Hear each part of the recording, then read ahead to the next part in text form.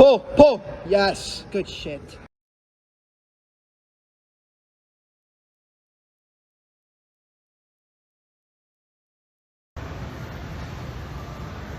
Hello, good morning, afternoon, evening, or wherever you are, because time zones are weird. Welcome back to another episode of the PF podcast, or I guess I'm not really sure if we should keep the name of the annihilation of both sides because we've been doing this under PF's name for so long. But whatever. Anyway, our guest for today is YPN. Dude, come introduce yourself. What's up? My name's YPN. I've been in the server for I want to say 2 years, and I've been lifting for 2.5 now. Or I've been active in the server for 2 years. I've been in the server for a lot longer, cause God, I tried getting into lifting way back when I was like 14. Didn't stick. Got out of it when I was like, lasted for 2 months. Got out of it. Came back to it after I was just about to turn 16, and it's sort of stuck ever since, through quarantine and such. Wait, so personally, would you count wait, how old are you right now? 18. Okay, so would you say that you've trained for 2 years, or would you say that you've technically trained for about 4 years?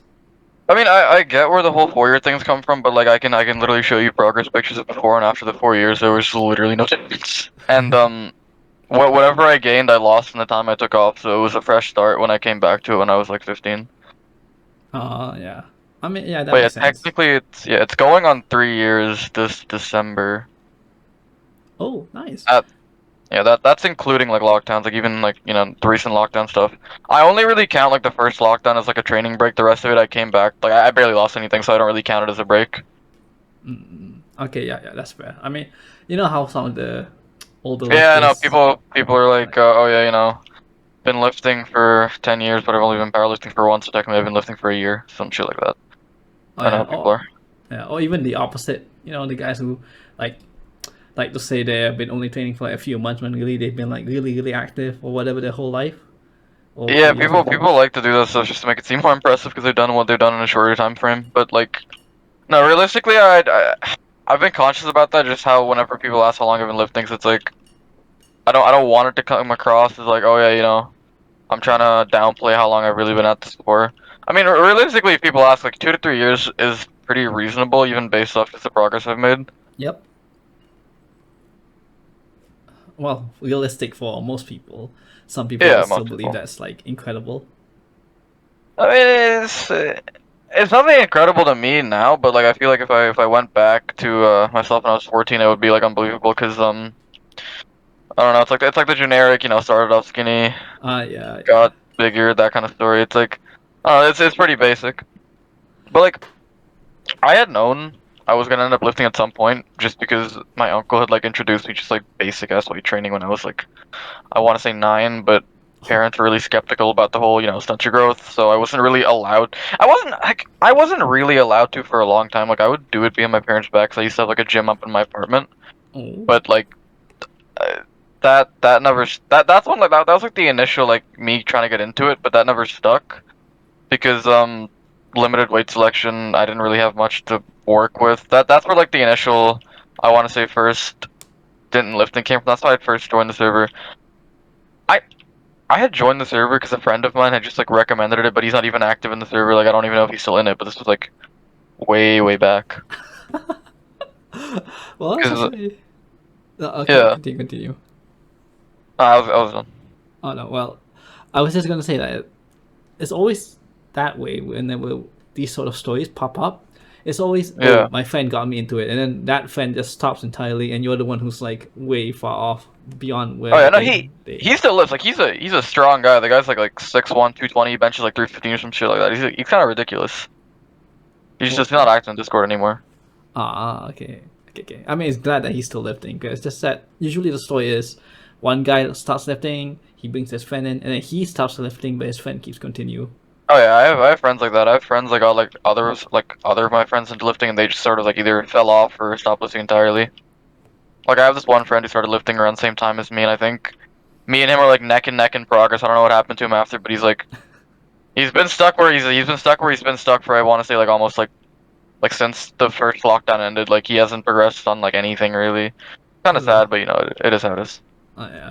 I was actually gonna ask you, like, how come it didn't stick the first time you got into it? Was it like you said earlier, there was just nothing that you could work with at the time, or I mean, one, there's nothing I could work with. Two, I was 14 and lazy. I mean, it's like yeah, you know how 14-year-olds are just based off the people that have come and gone. It's like yeah, they're not exactly known for being able commitment, to stick to one thing and just go with it, yeah, especially if they don't see progress early on.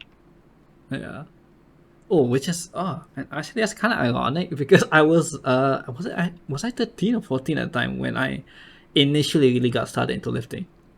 Yeah, But I don't count that because I wouldn't say it wasn't serious. I was actually serious. I kept doing like 50 plus push-ups, yeah, bodyweight squats every day and everything. But I personally I count since I was 16 because that was when I actually started educating myself on lifting. Everything else was just like the typical thing that you could do in martial arts or PE, like a lot yeah, of yeah, push-ups, yeah, yeah, yeah. squats, some inverted rows, whatever. You just do that over and over again. Yeah, I mean, that's what I tried to do. Like, I would like every once in a while, I'd do like, oh yeah, I'd commit to myself. I'm gonna start lifting, gonna start working out. I'd do like a set of push-ups in my living room, and I'd never do it again. I mean, it's still better than nothing. I mean, yeah, but like, I never saw the merit. Like, early on, I never saw the merit of just being able to do something and making progress. And like, I do now, but at the time, it didn't make any sense to me. It's like, oh yeah, why do calisthenics when you can train weights? It's like obviously superior. And then eventually you realize there's nuance to certain things. Oh yeah, but for me, it's always been like I don't know how to explain it. It's kind of like being able to do something and then losing the ability to do that really sucks. That's what I've always disliked. So it's Yeah, kind I of what learned that kept me during going. lockdown. I think that's what it was, right? Because I had gotten back into it at a certain point, and I wasn't really like I didn't really understand that just being able to do something with the time I had was like valuable. And when I started like losing progress during lockdown. I was like, okay, yeah, you know what? No matter what, if another lockdown happens, I'll stick to it in some way or some form. Even like we had like a recent lockdown here, like a very small one. It was like maybe like 3 weeks. I remember I had gone to like we had this park near my house, and they have like bars, just like calisthenics stuff, like inverted row stuff, like push-ups, whatever. And I had gone during a snowstorm one time. And I was like, okay, I can't do this again. And luckily, my friend had a home gym, so like I don't think I really lost anything. Like I have friends who like, oh yeah, lockdown happened, so that's a month of my progress off. So that means I can, whenever people ask me, I can say I've only been lifting for X amount of time, when in reality, like it made no difference. Yeah, that does make more sense. But Yeah. okay, so what would you say actually got you properly stuck into lifting compared to like before? Bullying? Wait, for real? Realistically, it was. Yeah, no, it wasn't. I wouldn't say it's like bullying in the traditional sense of bullying. It's just like Teasing? I was known as like the skinny friend. You know what it is? Like, because Yeah. I was like, what was I? I was like 15. I was like maybe 5'8", 120 pounds, and I had gone from 120, 100 to 130, and I was like, oh yeah, I'm jacked as shit, and people, and I was like, oh yeah, starting to get complacent, starting to get happy with my progress, and it was just one thing that really stuck out to me. I don't know, I still remember it, but it's like it's such a small thing. But I was talking to this one girl, and I can't remember what the conversation was, Mm-hmm. but I remember her saying like, "Oh yeah, but you're so skinny," and I was like, "Wait a minute, what do you mean by that?" Like I didn't say that to her, but it just really stuck with me. Like, okay, clearly I'm not as big as I thought I was. But it's that's the thing, right? I never got to the point where a lot of people get where it's like body dysmorphia. They're never happy with their progress. Yeah. Like I can see when there's progress, and I can see when there isn't. Like I'm not like I don't get like obsessive over it in like an unhealthy sense where people start like like if they're too big, they start like force feeding themselves 5,000 calories just to gain weight, just to see the scale weight go up. Or if they're too skinny, they start like starving themselves. I've never gotten to that point. Like I don't. I hope I don't. I don't think I will, because I've always kept it like pretty objective in that sense. Like I've always been able to measure progress objectively. That's the thing I like about strength training, right? Because it's like with bodybuilding stuff, there's a lot less objectivity to it, where it's Mm-hmm. like the progress you're making is a lot more visible. Like it's a lot more like what do you see in the mirror. Whereas with training more for strength, if you see your numbers going up, you can see that on a lot shorter time frame. Like you can see your bench go up 10 pounds a month, or you can see like you're adding a rep to your accessories every week. Like there's measurable progress. I think that's the one thing that people don't value enough. It's that they don't take measurable metrics and use that to judge progress.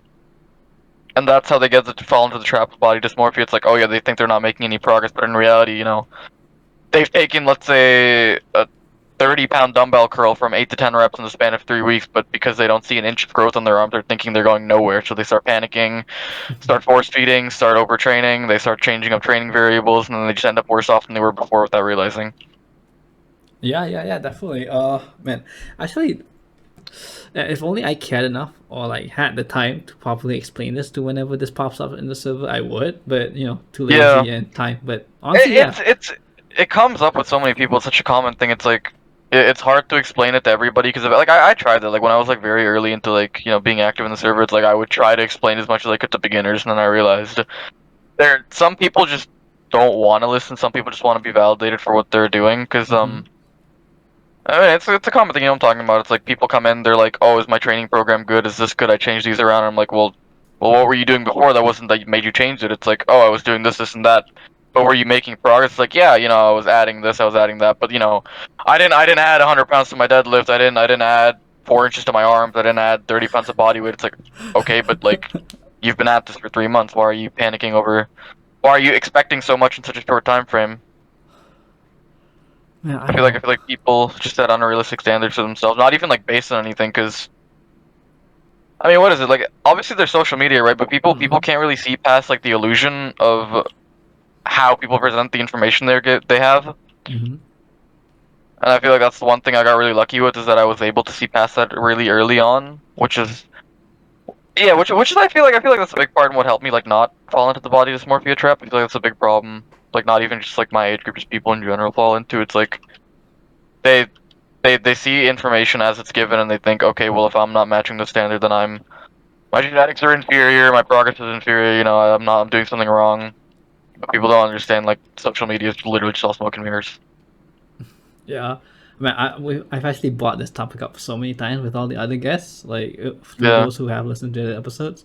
Yeah, they'll yeah, realize yeah. this is a reoccurring thing that we always like to talk about. But yeah, like Mhm. something to explain to the beginners, especially when they come like, okay, yeah, most likely your programming, especially if you're self-programming it, is probably trash. But at the Yeah, same yeah. time, just because you're not seeing any visual changes, you're still probably making at least some progress with strength-wise. Because, like you said earlier, like if you take a 30-pound curl from like 8 reps to 10 reps or something over like a month, Yeah, that's still yeah. progress. Even if you don't see any, your biceps literally getting Eh, bigger. I think it's not that I mean, important. it's not necessarily even bad progress. Like just adding a rep every week should be enough. That's the thing, right?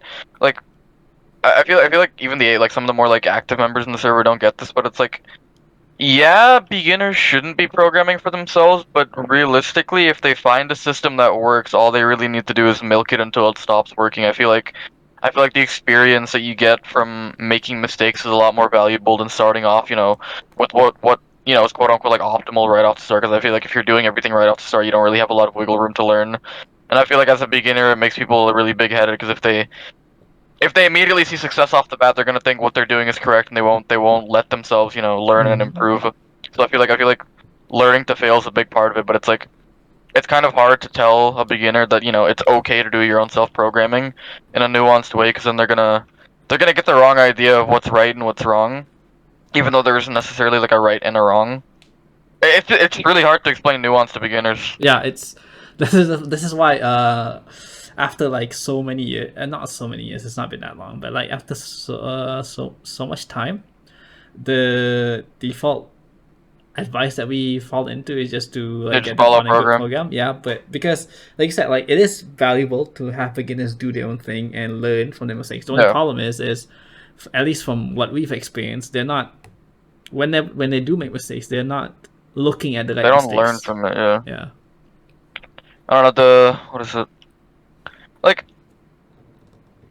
It's become to a point where I've like it's either there's either two pieces of advice I give. It's like, okay, if someone comes in, they ask, here's my program, what do I change? And it's like, okay, is it working? They're like, yeah, everything's working fine. Okay, don't change anything, just come back when it stops working. Or it's like, okay, my program isn't working, what do I do? Scrap the whole thing, follow something else, because clearly if what you're doing isn't working and you're a beginner, there's something wrong here, because realistically as a beginner anything Anything should will work. work. Yeah. Yeah, so I feel like it's a really big red flag where if you're a beginner and nothing's working, you're doing something incredibly wrong. Yeah, and usually it's always just food or sleep. Most usually It's sleep. yeah, that's the thing. It's always sleep. People think people don't understand sleep. Even at like the higher stages, people don't understand that.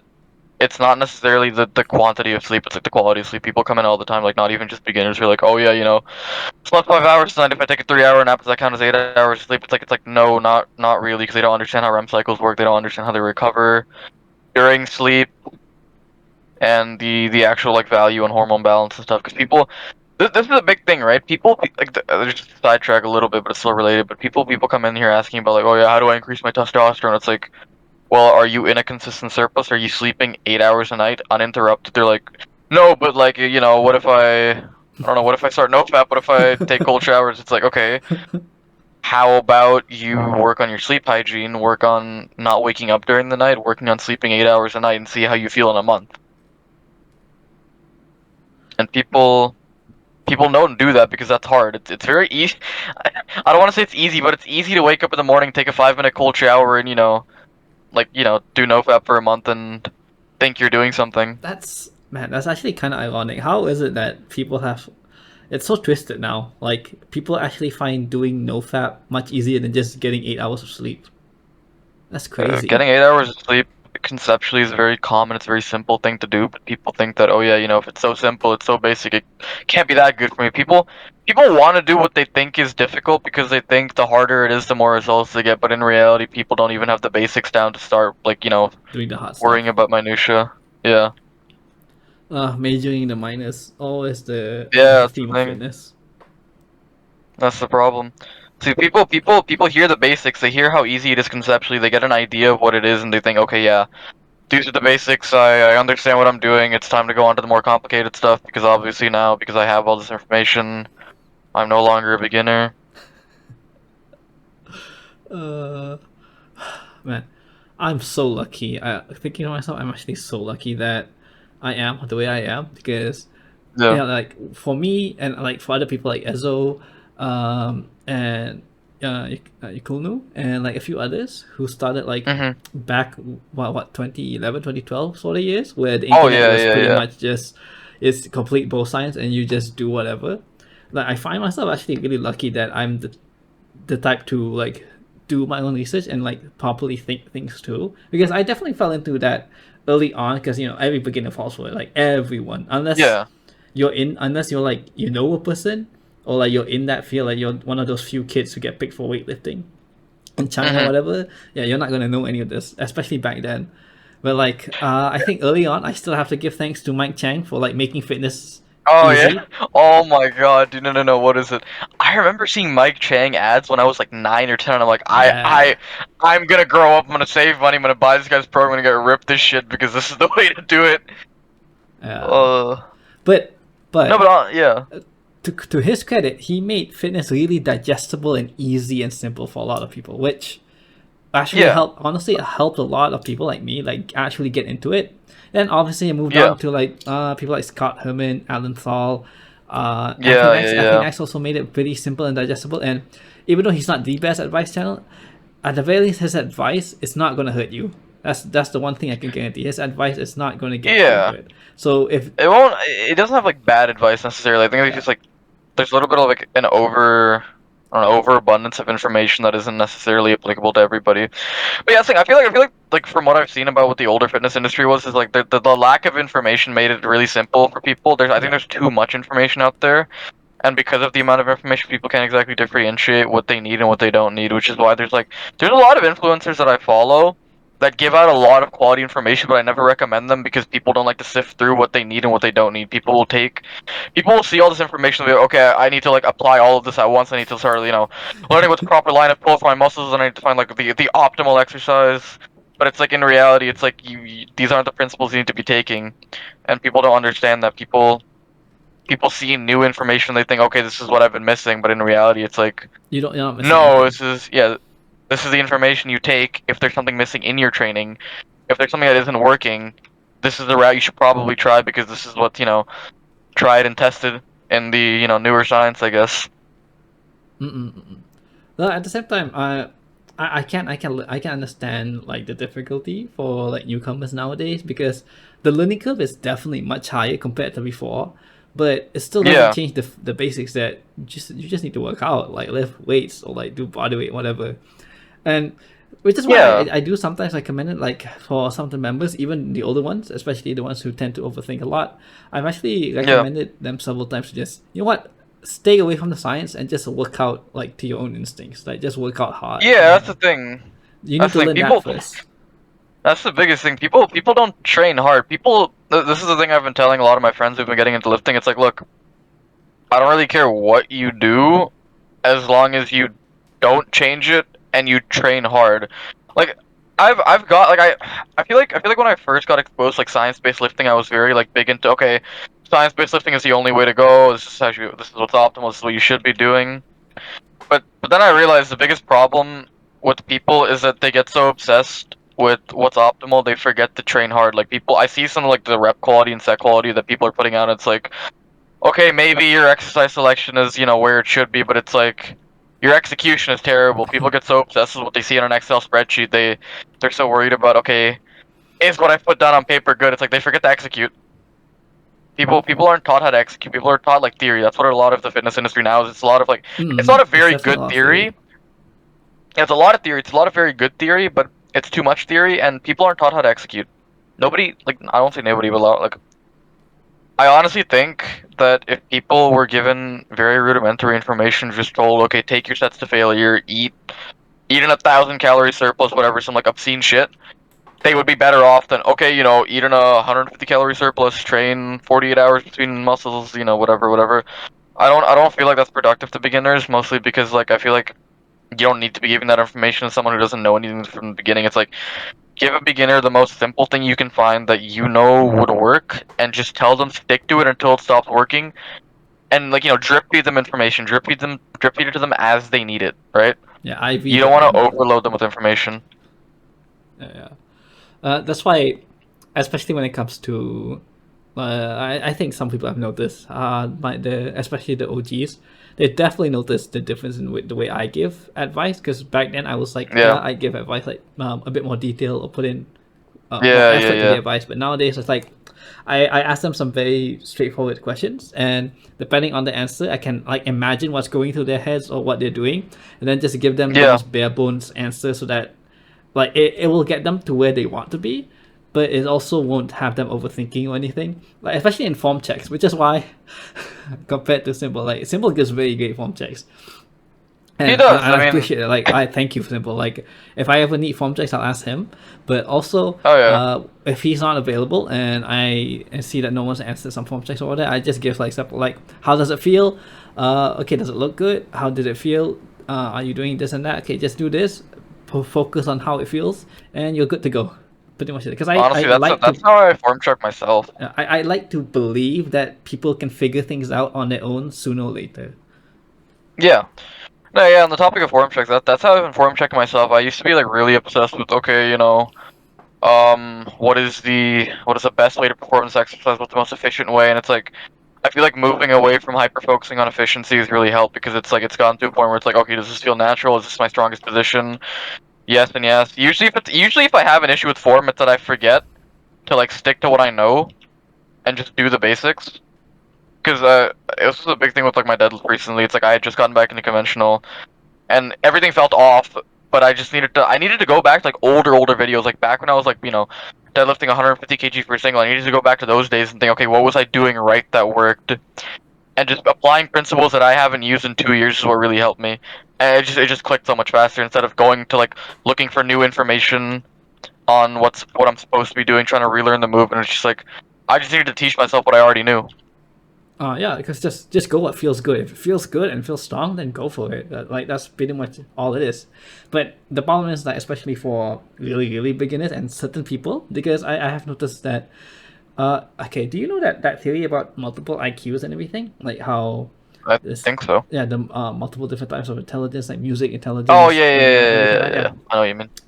If there was ever any doubt that stuff isn't true, like just like going to fitness servers, you can definitely tell that thing is true. Especially for when it comes to proprioception and fitness, like some people are definitely just gonna click right off the bat when it comes to exercise. Like Yeah. they just get it. Like you tell them to do this and that, and then they feel okay, yeah, they get it. Like they get the movement.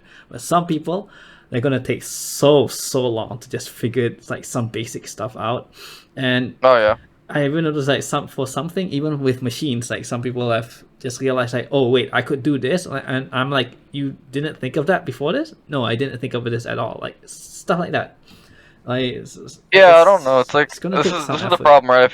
I feel like newer beginners have it way harder than the older beginners because the older beginners were given such little to work with. They just did what they could, and more often than not, even doing things wrong early on is just better than doing things wrong and doing it consistently is better than doing everything right but changing variables so often. That being Just because you said, learn how to be consistent. yeah, but that being said, I think the audience of beginners is definitely different from back then. Like nowadays, I can tell Oh that yeah.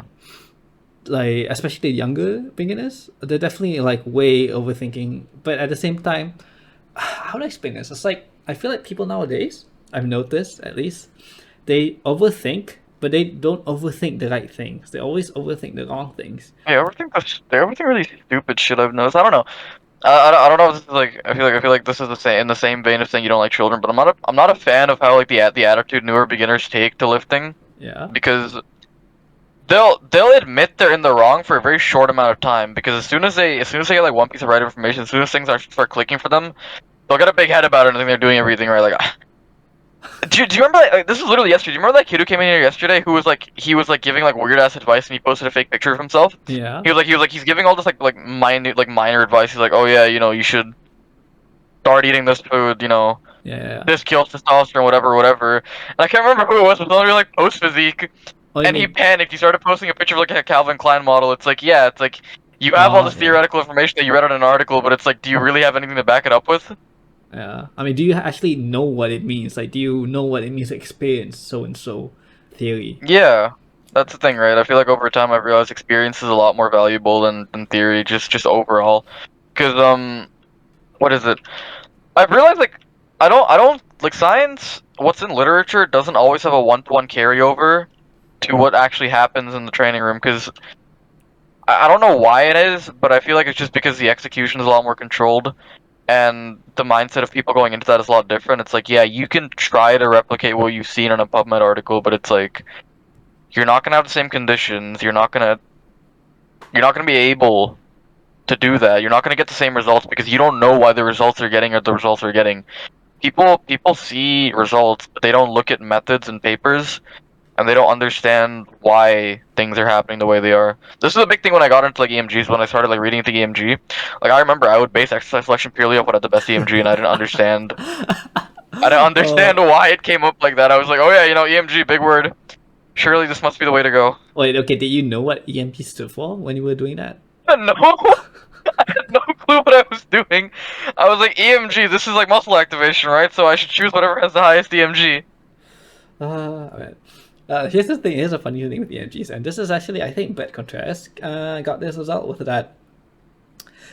For how some people like get super obsessive with like pec activation in like different areas. Yeah, yeah, yeah, Like yeah, fun yeah, yeah. fact, the highest upper pec activation, upper quote unquote upper pec activation with dips. Like your upper pec get Yeah, most activated on dips. Now logically you would think, wait, that makes sense and not sense in two ways. One, because dips are so chest heavy, especially depending on how you do them. If you really do them for chest, there's gonna be a lot of activation in the chest just based on the movement alone. It makes a lot of yeah, sense why it would use a lot of chest. And with that, yeah, it also makes a lot of sense why the upper chest fibers would activate a lot more because as a whole, the whole chest activates a lot more. But you're not gonna do dips for upper chest because the ratio is still gonna be predominantly in your middle and your lower pec area compared to if you just do an incline barbell bench. yeah. That's the thing. I've been able to like, I don't know. I think this is just experience, but over time I've been able to spot like someone who's knowledgeable versus someone who's a beginner and has just read their first PubMed article. Because I like immediately if anybody cites EMG as like a legitimate like way to determine what's the best exercise and what isn't, I mean like I know they don't really know what they're talking about because it's like EMG has its merits, but it's in no way the best metric to determine what exercise is good for a certain muscle group and what isn't. I mean, see, I feel like the better way to do it would be based on line of pull and alignment Follow the of whatever. fibers. Yeah, follow the fibers, right? But I feel like if you tell someone to follow the fibers, they're gonna get like really obsessed with like, Oh yeah. is what I'm doing optimal? Is the lat pull down optimal for lat growth? I fucking hate the word optimal so much just because of how beginners use it. Oh yeah, Because it's it's like, so overused now. it's overused and people have gotten a big head about it because they think, oh yeah, I'm doing what's optimal, I'm right, you're wrong, whatever, whatever. It's really stupid to me.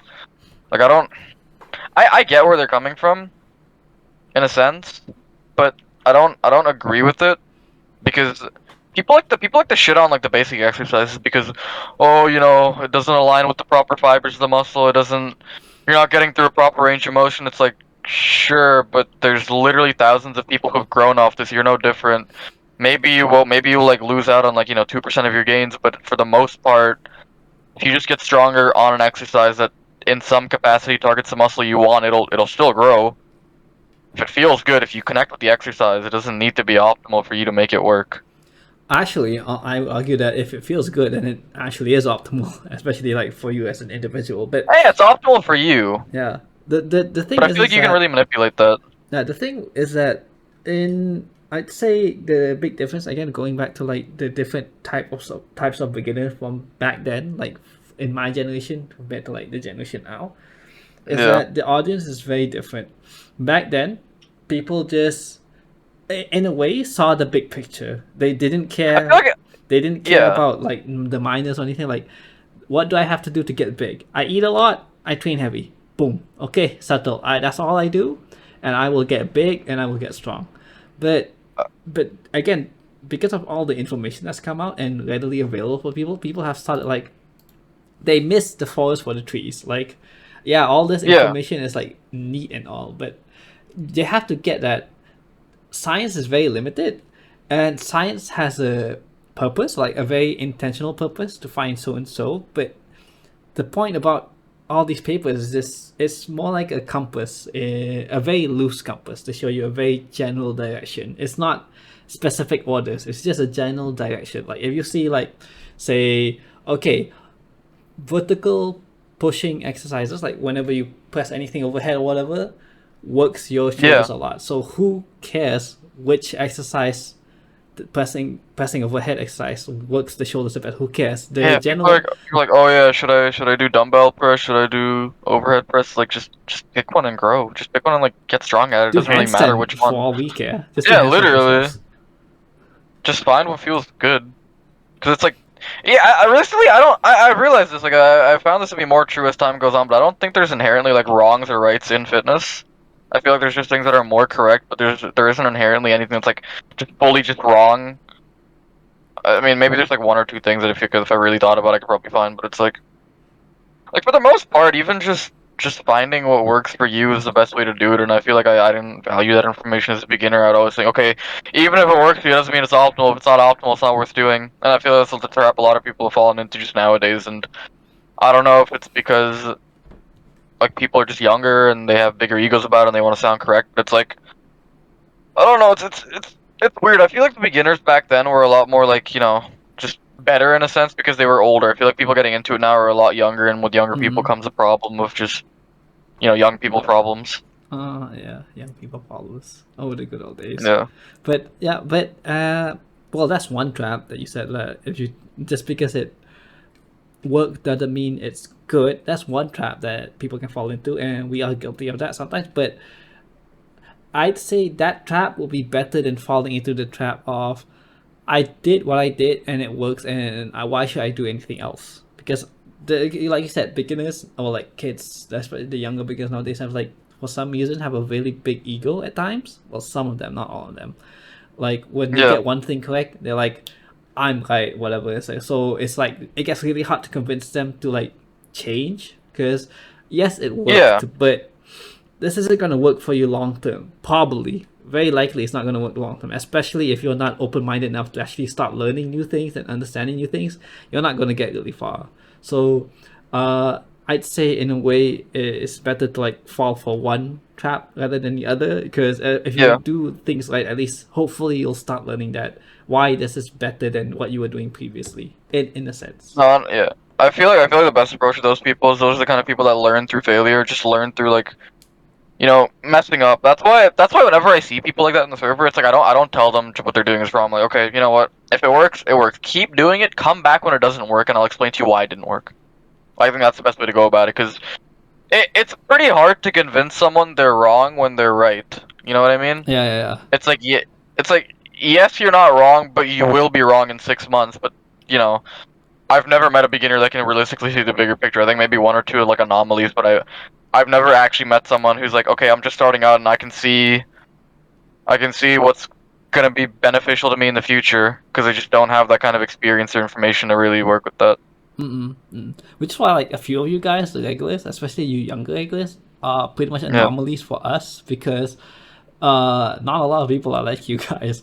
So yeah, congrats on that. Yeah. But and honestly, personally, from my own perspective, I do appreciate the stuff that you guys put up to help the other ones Hmm. because like they're Yeah. your age, so having someone around their age tell them these things, especially when you've only been training for like a year or two, which is not very far from Hmm. the way they've trained, helps a lot Yeah. in them understanding compared to like someone who's much older and has been training for like 5+ years or such. Yeah. Honestly, eventually, like I've learned to differentiate between beginners who want to be helped versus the ones who just want to be like validated. Because like at one point, it was so weird to me to think that people would come for advice and not take the advice they were given. But I realized like some people just want to be somewhere where they can stroke their egos for a minute. That's why like I very rarely give detailed information because it's very rare for me to find a beginner that actually looks like they want to like learn. Like they Like a listen. lot of people, yeah, that's the thing. Like some people come in there for very simple advice, and it's like, okay, I'll give you the simple advice, take what you will out of it. And then there's some people that are, I wouldn't say confused, but are very open to new information. And they want to hear certain things, and it's like, okay, you know what?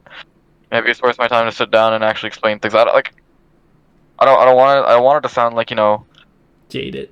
I got, yeah, that's the thing, right? Like I value my time, and I feel like a lot of people don't value other people's time. They just come here to waste other people's time. I don't want to say it's all beginners, but it is a lot of people. They don't do it intentionally, but it's like they do it without realizing. They come in there, they have just found, a new piece of information. They just found something that works, and now they want to ask people if it's right just so they can hear what they're doing is correct. Which it's not inherently wrong. Like I know it feels good to hear that you're being validated, but it is a waste of other people's time. Which is why like I'll give advice to a beginner that needs it, but like it's it's pretty easy to tell when someone wants to be validated. Oh yeah, it's very easy to tell nowadays. But man, I feel like we talk trash about a lot of beginners recently, but I actually want to go to say that we do appreciate a few of the newer beginners, or at least a few newcomers that have pop up lately. Like I don't know if you've noticed, but quite recently I've noticed that quite a few of the newcomers that pop in, one actually pretty knowledgeable, and two they're very open to like learning new things, which is Oh yeah. I'm very happy to explore, especially like in the form check and exercise channels and like progress pics and general chat as well. I've seen like a ton of new people, new faces, and they seem like I wouldn't want to say quality people, but like Yeah, the people new who the new wave of beginners are really good, yeah, I'd say. I can see them. I can see them like being actives and regulars pretty soon, and actually having the same podcast like some of you guys have made by, when you're actually open to sit down and learn and actually make solid podcasts over long term. I can see them. I can see a few of them being just like that. Yeah, I mean, I don't know. There was like this weird point in the server's history where there was like a wave of beginners that would come in and they were just completely clueless. It was like terrible. Like, I don't want to name any names, but I feel like you know who I'm talking about. Just people who would come in here, and I don't want to say they'd be annoying, but it's like I can understand being annoying when you want to learn, but there's some people who are just annoying for the sake of being annoying, and they just like argue over semantics for no reason, even when like they're very obviously wrong. There's Uh, one person in particular I'm thinking of, but I don't want to name names, oh yeah, probably even though shouldn't. he's banned. Even Yeah. though he's banned, I don't want to name names. Oh yeah. No, no, no. We're not that kind of podcast. Well, maybe not yet at Yeah, least, but like, oh well, because this is technically open for even the public to yeah. see. He won't see this. I know he won't see this, but I don't think I still don't want to call him out like that. I don't like the guy. That's the thing, right? I don't like.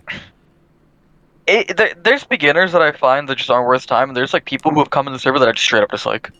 Yeah. Like, I think there's one specific person who had caught me on like a really bad day, and he had just said some like inane bullshit, and I went off on him. And I got a mute for it just because of how much it pissed me off.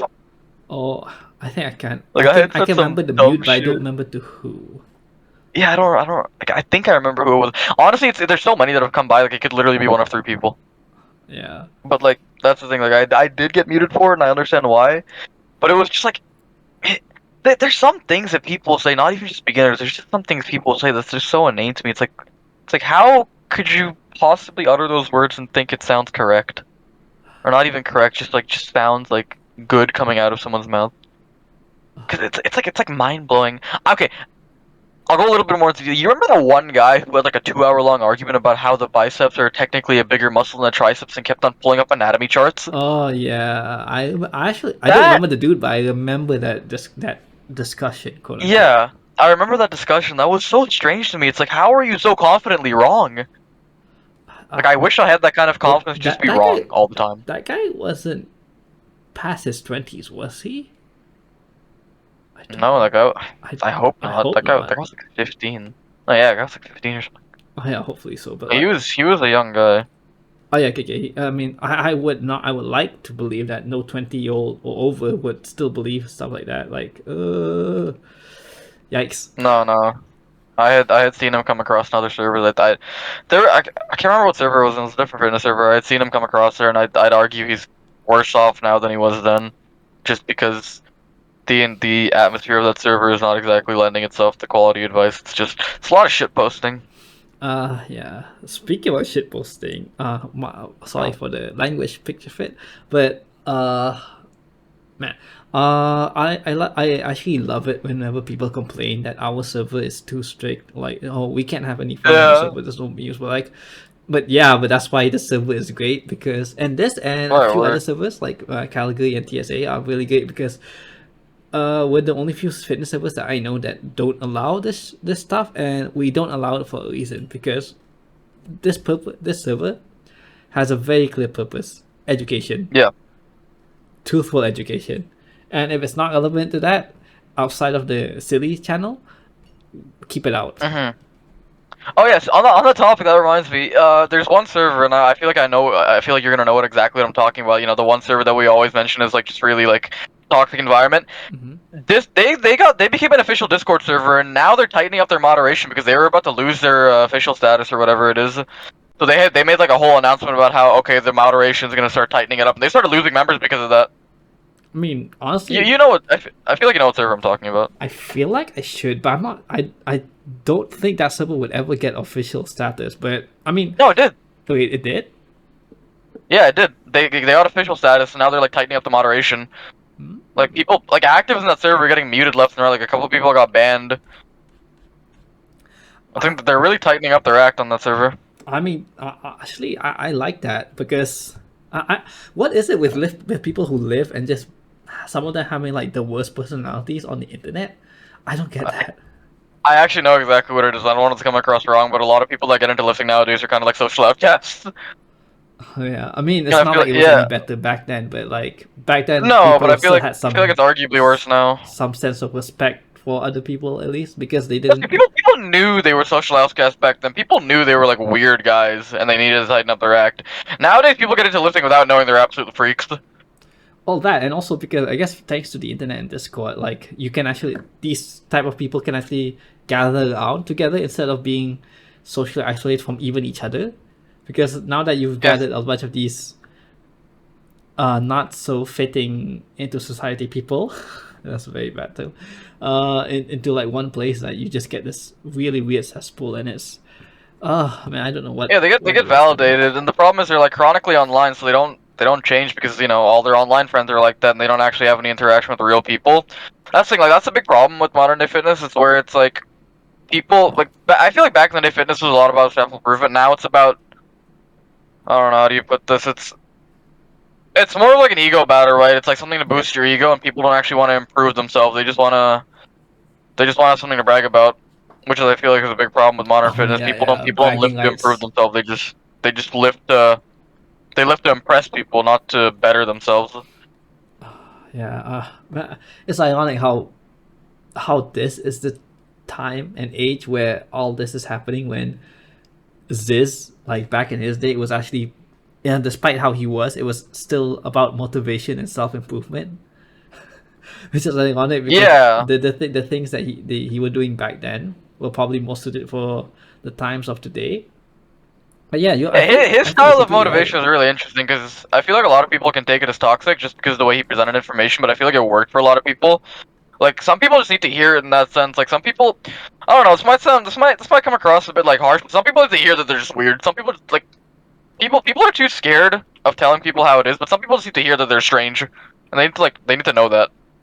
Yeah, which has apparently, from what I've seen, has fallen as my job in the server now because, well, but Yeah. you have no idea how much Annie or like even Picturefit loves seeing me go off on people sometimes.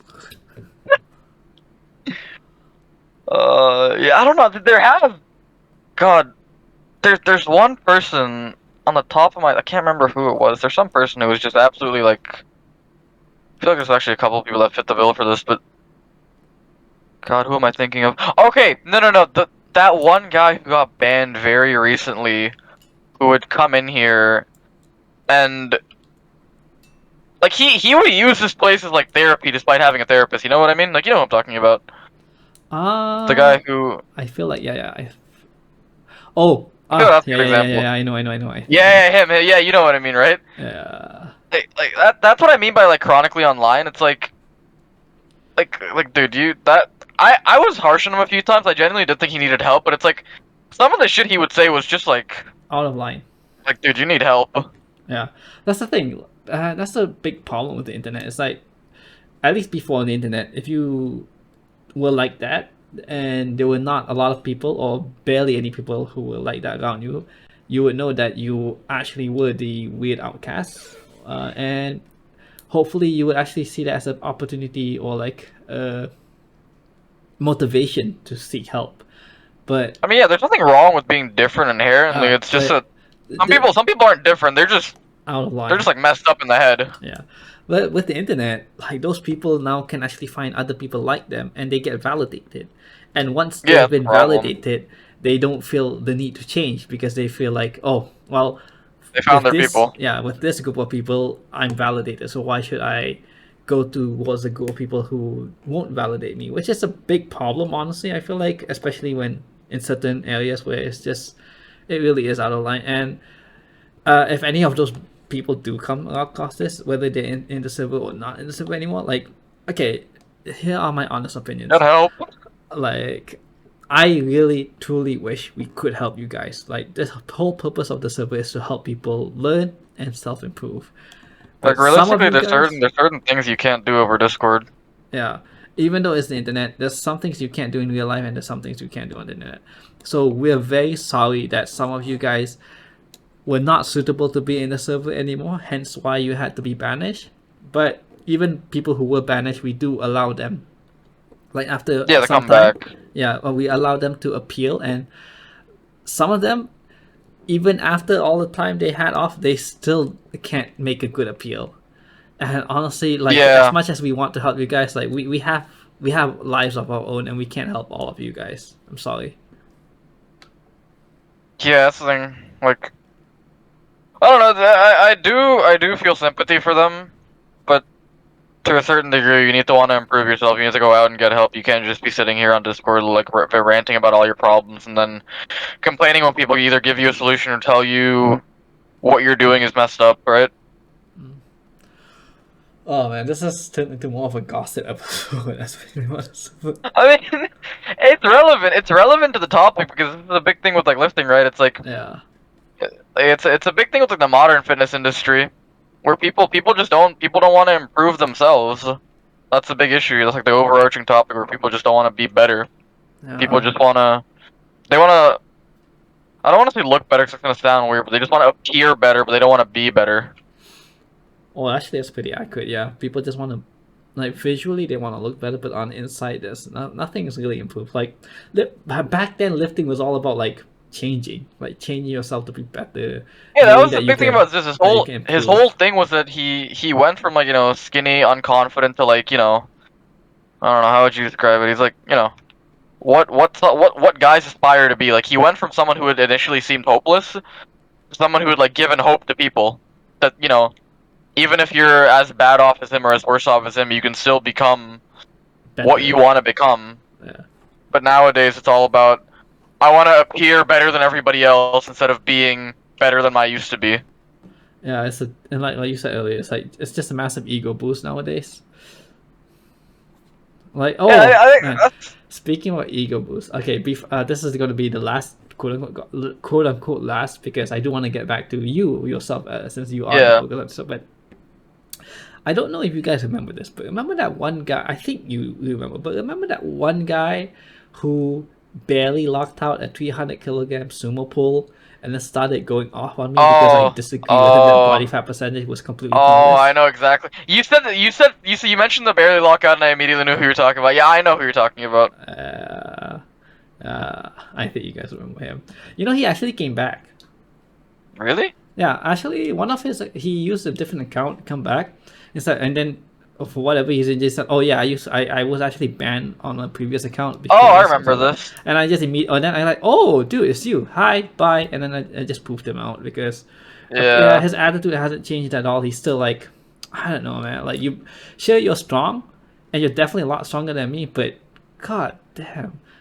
That's the most tragic thing, right? There's certain people who go into lifting thinking, okay, this is gonna be a massive ego boost for me. I just want to be better than everybody else, and they succeed. And that's when it's like really tragic because it's like not only personality wise are you kind of like bit of an asshole, but you now have something to validate that, and now you really aren't going to change yourself because what reason do you have? Yeah, because you were quote unquote right, since you did get the results that you wanted. Like, Yeah, but that's the like, worst thing. I feel like assholes who are strong are worse than the ones who are weak because the ones who are strong have the biggest egos. unfortunately, like, yeah, dude, you're a lot stronger than me, you're a lot bigger than me, and blah blah blah. But you're still wrong. Body fat percentage has it and never will matter ever in the bodybuilding space. No one literally cares.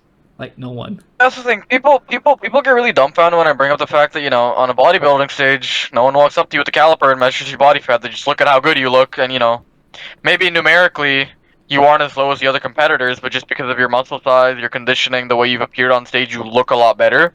Mm-hmm. Which is why it's a useless metric. It's like it's a metric to determine how you look, but do Even you that's not really need a accurate. number to tell you how you look? Yeah. Yeah, I mean that's the thing. Like, do you need a number to tell you that you have very, very nice six pack, obliques, and everything? Like, if you have Yeah. striations on your glutes, do you really need a number to tell you that you're lean? Like I understand you need a number to tell you that you're strong, but you need a mirror to tell you that you're lean, not a number. Yeah. I mean, and besides, You don't even yeah. people in the fitness space actually, and a lot of people, since that not a lot of them are actually in the STEM field, they don't know that the DEXA scan was invented for like finding out osteoporosis. It was for bone density measurements, not for like body fat Yeah. percentage. No, but Oh, people just use like the holy grail of body fat testing. That's the thing, right? I think objective measures should be like left for strength training because realistically, you don't even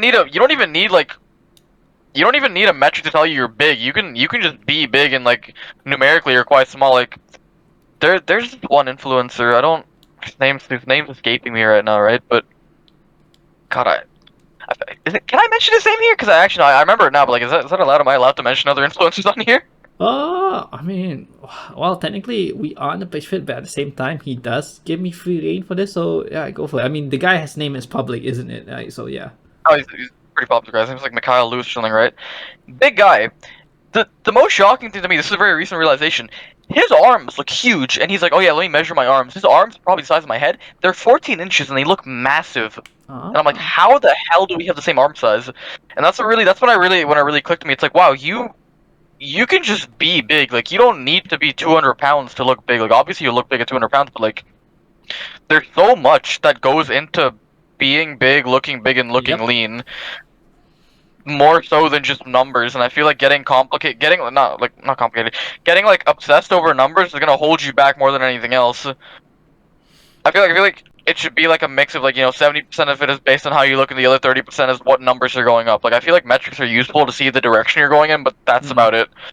And even then, like you don't need metrics to tell you that you're getting leaner. Like I feel like that's more of a visual change. I feel like for getting more muscle size, it is useful to have a number attached to it because with more muscle size typically comes more body fat. And it's hard to be objective about how much muscle you're gaining when there's so much that goes into gaining muscle. But when you're getting shredded, all it really is losing weight. There was I don't want to say it's a recent study, but there was a study that came up that showed that, you know, adequate protein intakes, even when you're eating below BMR, shows negligible amounts of muscle loss. So I feel like, in that sense, when you cut, the only thing that really matters is that your scale weight's going down. You will get leaner, like no doubt, as long as your scale weight goes down, and as long as you're eating enough protein, the amount of muscle used will be like negligible, if any. Mm-hmm. Oh man, speaking about getting lean, I can't wait to see like if Moist ever gets lean, how huge that dude is gonna be. Oh my god, Cause yeah. like me and him are like basically the same measurement. I saw that he's like getting heavier than me now. He's like 85, I think, right Yeah. now. And My like forearms are massive. yeah, here's the thing. Like you said earlier, he looks massive, but because we're the same height, I know for a fact that I can actually imagine how big he would be IRL because we're the exact same height and everything, and a lot of our measurements are similar. So Yeah. I can. It's the same thing with like Alex from Alpha Destiny and like other Oh yeah. people, or like Jeff Nippert and Russell Ohi, because those guys are massive, but they're also Yeah. my height, or like more or less my height. So I I've can actually had friends that imagine. have met Jeff Nippard that have said he's not as big in person because he trains like 20 minutes away from me. Like I know what gym he trains at. Like I've been planning to visit it, not just because he trains it, but because it's like a really nice gym. But like I've had a lot of guys at my gym that have met him. They're like, yeah, I mean, he's really big, but his height's kind of deceiving. Yeah, because same thing with me. Like I think, and like since I did, I mean, thanks to Ramadan and everything, like I did get leaner and everything. Like I'm back on Yeah. like 75 right now. I'm steady at 75, I believe, and I Yeah. look a lot leaner. Like when I'm deadlifting, I can see myself in the mirror, like striations everywhere. Like before, compared to Oh yeah. before, at least I am definitely getting leaner. So at least the whole quote unquote recomp thing is working. But like my one thing is like, for example, I think when I was still 70 kilograms, 65 to 70 kilograms, my arms and shoulders were already as big, if not bigger, than some of my friends' head. Yeah. Like, and like, I never realized that until like we went to the gym together, and I like like flex my arms or like my shoulder, like shoulder posting to like have your shoulder pop, and yeah, they're about as big as my friend's head, and I'm like, huh, I'm actually Yeah. That's the thing. bigger Like than I realized, but I'm also not that big, in a way. I have a friend who's like 6'1", like 185, I want to say, and like we're about the same in terms of size, despite the 15 pounds of muscle, or not 15 pounds of muscle, just 15 pounds of weight he has on me. And it's always like a thing we joke about. It's like, how are you like almost 20 pounds heavier than me, and we're the same size? I mean, there's so much things like, and I can't believe people still haven't realized this. This is why I've been I this is why like the metrics that I only ask for people nowadays is how tall are you, and how much do Yeah, you how weigh. tall are you? How much do you weigh? How much do you lift? That's all that really matters. Yeah, like if or like you don't even have to ask how much they live, because let's say they're like your height, which is like 5'8", 5'9" now. Yeah, 5'9"-ish. Yeah, 5'9", and they say they're like 200 pounds, and they ask you Yeah, to like how do I you lose can all this imagine belly. how that look. Yeah, you can imagine how they look both muscular and both fat. Because if they were muscular, being 200 pounds of your height, they'd be freaking jacked, and they would not be Yeah, coming that'd into be the server massive. asking how to lose weight or whatever. They'd be massive. So Yeah, that's the thing. I've realized like you can. It's pretty easy to tell how big someone is just based off their height and their weight, and just like height, weight, training experience. You can immediately get a physique picture in your mind if you have enough experience. Like if someone tells me, they're 6 foot, 200 pounds, they've been training for 3 years. Immediately, I know how I have a pretty good idea of how they would look. yeah, I mean Not even needing a picture. yeah, and then and if they but depending on also how they interact, like if they ask like really beginning questions, like yeah, okay, yeah, you probably haven't made the best gains in those 3 years that you've been training or whatever. Yeah, It really is like, and there's some people, more and more people about my height and Moise's height have been coming in, and around like 60, 70 kilograms and asking to lose weight. And like, you yeah, don't really need. like we've been that height, and if you were muscular at that weight, you wouldn't want to lose weight because you'd be looking really good. Yeah, that's the thing. But I don't know. yeah, I felt like the inverse, right? Like I think the heaviest I ever got was 77, 78 kilograms. I'm sitting like a morning weight of like 73 and a half, and I'm like not even arguably like I'm objectively the biggest I've ever been, while being like nearly 10 pounds lighter than my heaviest. oh yeah, but that's because like the whole muscle difference. So like, the muscle Yeah, makes a massive difference in looks. It's crazy. yeah. I think one more thing people don't realize is the difference between like pure muscle tissue and fluid retention within muscles. There was a really good analogy I saw where it's like people you can take a piece of steak and you can take a piece of beef jerky and they can have like the same amount of like actual muscle tissue on it, but the biggest difference will be in like fluid mass. Like Mm-hmm. you can dry the hell out of a piece of steak and it'll look tiny, but you can fill that thing up with like juices, I guess, I don't know, and it'll look a lot bigger. That's what people don't realize. Like muscle is mostly fluid, so if you add a pound of straight muscle tissue, with that comes the intracellular fluid, which means like I don't know, a pound of muscle is a lot more than 1 pound of lean body mass, and people Oh don't yeah. understand the difference between lean body mass and muscle. That's why, like I don't know. That's the thing, right? You've heard that whole metric of, oh yeah, first year 20 pounds of muscle, second year 10 pounds of muscle. I feel like there's like certain truths to it. I feel like you can realistically, like, not anybody, but someone with like average or above average genetics can gain 20 pounds of lean body mass in a year, but it won't be muscle. Like it'll be like a lot of fluid. Like I feel like it'll vary between like muscle and fluid. I feel like that's where the good genetics and bad genetics come. I think anybody can gain 20 pounds of lean body mass in a year, but I think it takes excellent genetics for most of that to be pure, straight up contractile tissue. Oh yeah, yeah. Because I mean, for simplicity's sake, whenever people say about like 10, 15 pounds of muscle, they mean the whole thing, like muscle plus the everything else that comes with Yeah, it. but people don't realize that's what they mean. Yeah, but yeah, but you're right. Like if you actually gain like 10 pounds of pure muscle tissue, just pure muscle tissue You would look without anything huge. Like else, you would that look massive. is a huge freaking difference. Like I feel like 10 pounds of contractile tissue is like 30 pounds of like actual just weight.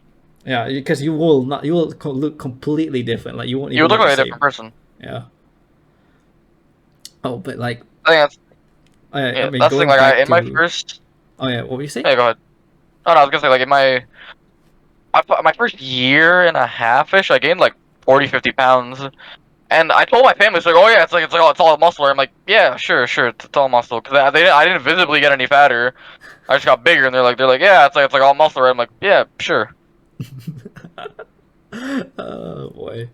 I mean, there's so many nuances, so yeah, it kind of takes a really long time to explain and even longer to properly understand it. But yeah, actually, I wanted Yeah, to like ask again, like, when did you exactly enter the server? Like, how, you said you found it to a friend, but then like you 2018. said I you were looking and everything. So when wasn't did even you? lurking. I was just like in my Discord folders. It was 2018. Okay. So when did you feel like actually like communicating, like interacting with the server? I got bored one day and I just started, and it clicked. I guess that's the best way I can explain it. One day I just started and I never stopped. Oh, Because it would what? it would just be like I'd be bored at the gym and I'd open up Discord between sets and start like talking in general chat or something. Then wait, do you remember who first got you educated? Like I remember like you said earlier, like before you were the same as like every other beginner and everyone else, Yeah. like the BS, both science and everything. But then like Yeah, yeah, do you yeah. remember when or who or whatever info it Yeah, was there, that there was got a, there you was a very properly there was educated? one very specific moment. This was when I had literally like I just discovered about lifting vault, not lifting vault, sorry, fucking lift vault, the website.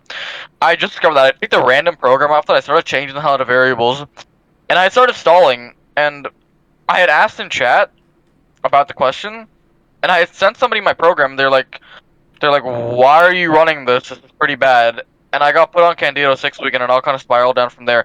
I want to say it was Oxy who talked some sense into me at that time, but I don't remember exactly.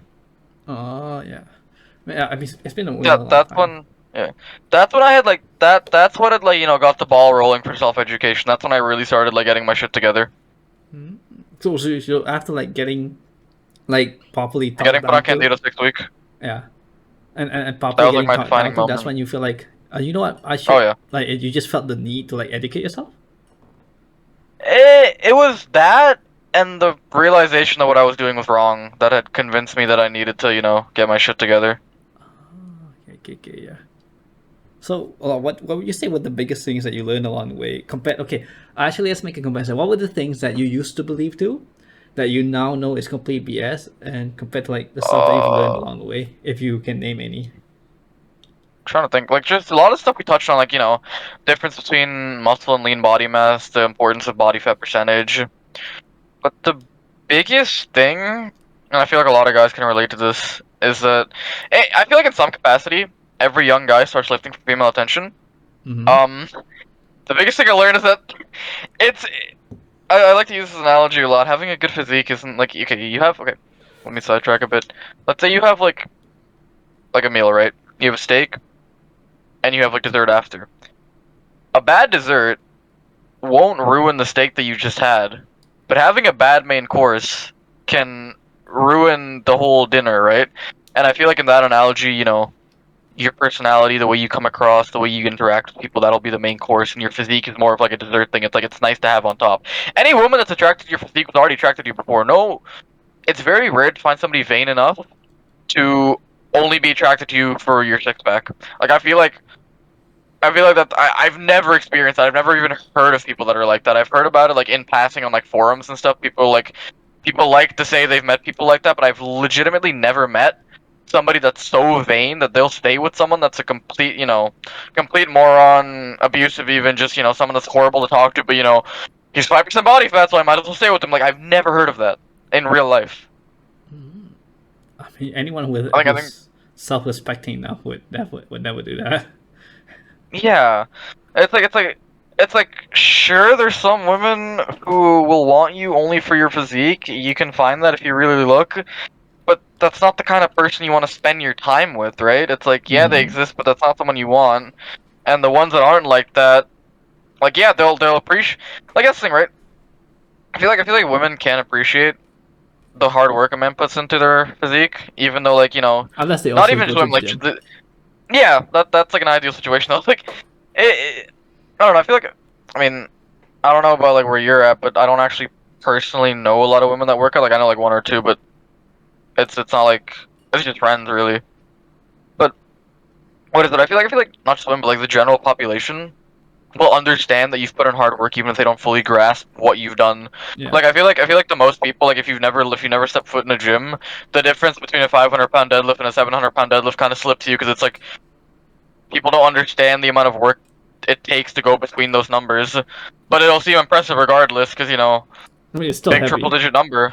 Yeah. Yeah, it's like it's heavy. It's objectively heavy. Like everything aside, if you look outside of the lifting realm for a second, even like a 400 pound lift on any lift is like objectively fairly heavy. And as someone part of the general population would kind of just like I don't know from experience. A lot of my friends just kind of like phase out the impressiveness of a lift beyond like 300 pounds. It's like, holy shit, you can lift more than 300 pounds. You're strong as shit. And I've actually experienced this in the gym personally. Like my friend, he knows a lot of people that go to my gym because like it's near his school and near his sister's school, so people come up to us all the time and they're like, "Holy shit, you're deadlifting 300 pounds. That's so much weight." And it's like to me, it's like this is like a warm up, man. But to them, it's like, wow, this is like objectively a very heavy load.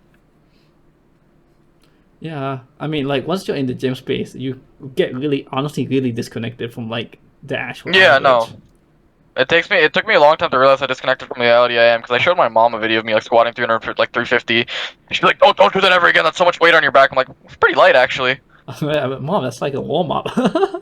Yeah, it's like this isn't very heavy. I don't know what you're talking about, but it's like I can see how like from a general population standard, like it doesn't really make a lot of sense to people that like a 500 like a 400-pound lift and a 700-pound lift are two very very different things. And I feel like that's the thing, right?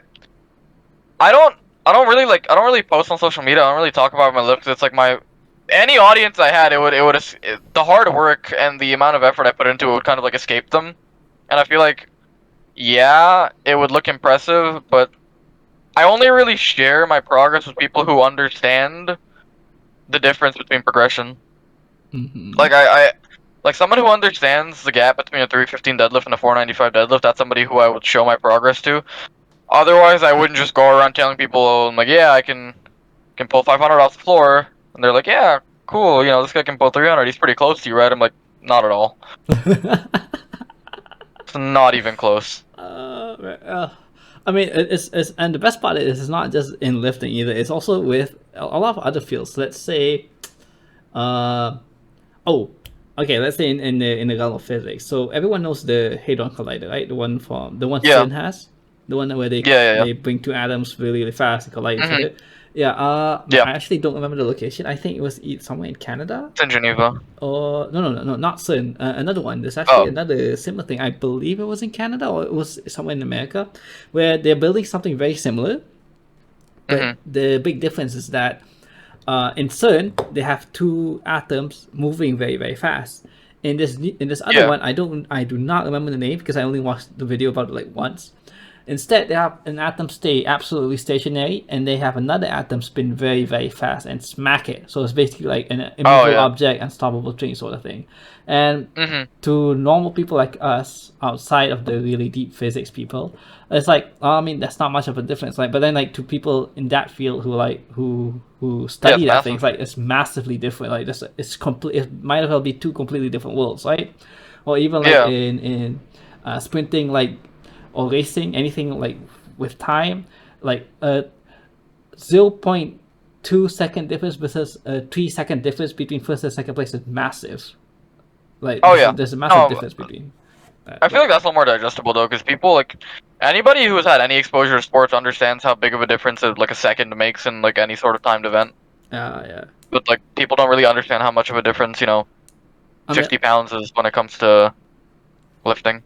yeah, but still, like even for the natural, let's say like you're watching F1 and like someone who doesn't get racing or time sports, it's like, oh, but the guy's only like 1 second behind. That's really close, Yeah, right? it's like And, you don't and understand even how much visually, you perspective see is. that they're really close to each other. You see visually, but then, like to them, it's like almost impossible to pass because it's like a massive difference between them, or as Yeah, such. people don't understand nuances of like just like sports. Yeah, And that's the thing, right? yeah, but that's understandable because like if it's not your field, then of course you're not gonna get it like really deeply. But the same thing with us, like yeah, like and maybe in law or physics or mathematics, there's like probably a lot of bunch of nuances that are massively different to them that people outside won't be able to get either. Mhm. Yeah, I don't know. I mean, that's just like that's just like the inherent nature of general population. Like you wouldn't expect. I don't know. I feel like at the back of my head when I say 300 pounds to 500 pounds, I sort of like naturally now just because people I interact, with, I expect people to understand the difference, but I don't. It doesn't click in my head that they view it two very different ways. But I do wish that people in general had the self awareness to realize that there's a massive difference between small things that they may not get. The problem is when like you tell them this, but then like it doesn't, they don't realize that, oh man, maybe to them it's actually a massive difference. Like to me, like shit, to them they don't get like 300, 500, 700 are completely different weights, but Yeah. at the very least have like the self-awareness that, oh, like I mean they're all heavy weights, but like there probably is a massive gap between them for you to It's something achieve like it. that's hard to wrap your head around though. Even as like a beginner lifter, it took me like 2-3 months to wrap my head around something like that. Like Yeah. I wouldn't say it's a hard concept to grasp, but it's like it's not something you can grasp if you're not in the weight room doing it yourself, making progress, understanding how big of a difference it is. Because I remember I had gotten really early into lifting. I had seen like the Larry Wheels video of him doing like 675 for the first time, and I had seen him just blasting past like 135, 225, 315, 405. And for a long time, I had thought like, oh yeah, 405 bench, that's fucking nothing. How are these people like in powerlifting only putting up 405? Larry's out here putting up nearly 700. Like, what are you guys doing wrong? It didn't click to me how big a 405 bench is and how strong that guy actually is. Yeah. That's a great part about plateaus though. Like you don't realize Oh yeah. how big the gap is until you actually struggle to get there. Until you try to get there, like I feel like even now it escapes me how big a 405 deadlift is because I'm like nowhere near that standard. But I feel like people who have gotten closer to understand how much of a gap there is between something like 365 and 405. Oh yeah, there's massive gaps. Same thing with bench, Yeah. like 60 to 100. Yeah, people get that because a lot of people struggle in that. But then like 100 to 140, or I mean that gap is actually a lot bigger. Like Yeah, it's actually a pretty substantial gap. man, I wish I was gifted enough to just blast past it, but Oh yeah. genetics. No, what is that? I've been like I've had a really easy time blasting past like low weights on deadlifts. Like I remember the biggest plateau I had was between 225 and 315. 315 to 405 was almost nothing for me, and 405 to like 500. 485 roughly right now where I am. Yeah, no, like I wouldn't say I'm at 500 right now, but I'm not far off. But getting from 405 to like near 485 where I am right now has not like I keep looking back at my 225 to 315 like this is literally easier than that. I don't know what it is, but it's like I don't know if it's training or what it was, but like the deadlift is a movement that's sort of like come fairly easy to me, and I feel like I haven't grasped how big certain weights are because I haven't had like a real big plateau yet. Oh yeah, but yeah, I mean, wait, what was I? How did I word this? Yeah, I think there was like a few people I met who like, when a lift comes really easy to them, they don't get, at least not right away, how hard it can be for other people. Because Hmm. like if, let's say like you've only been lifting like 2 years and you only reach a 300 kilogram deadlift, so you don't get that like.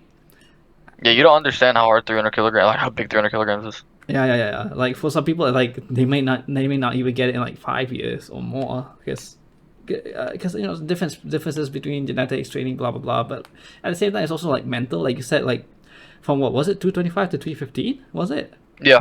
Yeah, I mean, part of it is probably largely training, but also like there's just a Oh, huge it was mental entirely barrier. training. No, it was entirely training for me. I was like deadlifting like once every 2 weeks. I mean, yeah, I mean, a lot of it is training, but like once training and everything is corrected, eating, sleeping, blah blah blah. Sometimes it's just a big mental barrier because I remember, at least for me, wait, what? I would like to say 100 was a big mental barrier, but not really. I actually got that pretty decently. Once I 100 on like what? started actually getting Bench? on GCCLP, but I think it was the overhead press, at least for me, that was a big mental Oh barrier. yeah. I don't know. Overhead press don't really click for me. Like Oddly enough. it's not that I'm like weak at it. It's like whenever I do it consistently enough, I make respectable enough progress, like 5, 7 pounds a month and whatever. But I just can't find myself to enjoy it because like every so often I get like a block into it, and I'm like, well, why am I really doing this? It's like, okay, I'm doing it to strengthen my overhead press and bigger shoulders, bigger bench. But then I realize like why don't I just do something that has a better SFR that I feel better with that would just do the same thing? And then it's always been for me. It's always been a cycle of like rotating between like seated over like barbell overhead press and dumbbell. And I'm in that like middle point right now where I can't decide what I feel like doing, just because like for the sake of recovery, I feel like it makes more sense that if I'm not overhead pressing for the sake of just increasing my overhead press, it makes more sense to do dumbbells, just shit like that. But having a big overhead press also feels really good. But Yeah, like, it feels good, but just can't bring myself to do it. yeah, I know, like sometimes mental barriers are just there. Like especially if you've like ever failed the weight multiple times. Let's say you, Oh yeah. okay, let's say like yeah, like maybe in the future you're trying to go for like your big 500 kilogram deadlift, but like you've attempted it like for the past year or like for the past 5 months you've attempted it like 3 4 times and you kept failing it every time. Then it starts like really seeping into your head that that weight's really Oh yeah, heavy. that's how it was for me when I was first going for a 2 plate bench. I remember I had ran a program, and this is before I understood how estimated 1 rep max really worked. I had gotten my estimated 1 rep max like 95 kilograms or something, just based off a 10 rep max. So you know how like inaccurate that is. Yeah. And I had tried 90 for the first time, and I had gotten like flattened, and that was like it was such a big thing to me. Because it's like this website's telling me I can do like 10 more pounds, and like why am I failing at 90? And getting from like it was kind of embarrassing because getting from 87 and a half to 90 kilograms on bench took me forever. Like I don't know what it was. It was the biggest mental block I'd ever experienced. And I think bench is the lift I get the biggest mental blocks with because even right now, like I have hit 2 plates on bench more times than I can count. Like it's at a point where it's like a regular training single. Like I can hit that shit at the beginning of a block and it'll feel like nothing. But I still have like I don't know if I could put up 230. Like I don't know if I could add that extra 5 pounds, even though I should be able to. Just mentally, right? Yeah. And that's the thing. It's like it's so weird how, like, I was saying, like with the placebo effects and how it can actually have effects. But like it's same thing with like mental blocks. Like it's hard to explain. Like you physically you have the capability to do it. Like if you're able to hit hundreds for singles like every time, like you physically you have the capability to do it. But then like when you get under the bar and you're like about to press it, you just feel like suddenly it just feels so much heavier for some reason. Yeah. I don't know. I remember I had an RP 6 single on 225 bench. And I'm like, okay, screw it. I'm taking 235, and I got flat, and I was like, what the hell? Because like if I take something like I don't know, like a set of 5, and it's at RP 6, and I add 10, 15 pounds set, it'll move at RP 8. But I can't do that with singles. Like bench is just such a big mental block for me, and I feel like that's the one thing that's holding back my bench progress. Because it's like my volume work is progressing excellently. I think I've put on like nearly 20 pounds on my volume work in just these past 2 months. Like I've gotten from like 175 for sets of 5 to 195 for sets of 5, which you would think would allow me to hit something in like the mid 200s, but I don't know that I could do that right now. Yeah, but on the bright side, because your volume thing hasn't gone up, like that, I feel like the best way to increase your confidence on something that you just have a mental block is definitely volume. Like if you're able to hit Yeah, 225 easily. for like 6 or 8, like you're definitely gonna be able to like blast past like 230 or That's something. the goal right now. Like, I don't even plan on peaking my bench or just any of my lifts until I can take my old maxes and do them for sets of 5. That's what I told my training partner, right? I'm like, look, we can peak next month if you want. Like, we can peak next month if you want, but wouldn't it be better if we took, we have summer coming up, no school, we can get our 8 hours of sleep, we can get our 3,500 calories in every single day consistently without any struggle, and we can get like the best volume work we've had all year. Do you really want to waste it by expressing the strength expressing the subpar levels of strength we've built during the year when we could build so much more now? It was like a 3 hour, not 3 hour, it was like an hour long conversation to convince him we don't need to peak next month, and he was like upset about it too. I mean, well, I mean, long term, like something that I've learned throughout, like my own lifting journey is definitely like think about it long term. Think about it long term. Forget about whatever it is now. Like, sure, you're gonna be like peaking here, or like maybe you look really lean now, but like long term. 5 years later, 6 years later, this might actually set you up for like 2 years in the future. Who Yeah. knows? That's the big thing for me. It's just been trying to look at the big picture. Even like once in a while, I'll take like an off-program single just because I'm bored with training. I wouldn't miss it, but it'll just be like a grinder. Like what was it? I had just gotten back into conventional. It's a bit of an ego hit when you go back to a lift you haven't done in a while and you're like a lot weaker on it.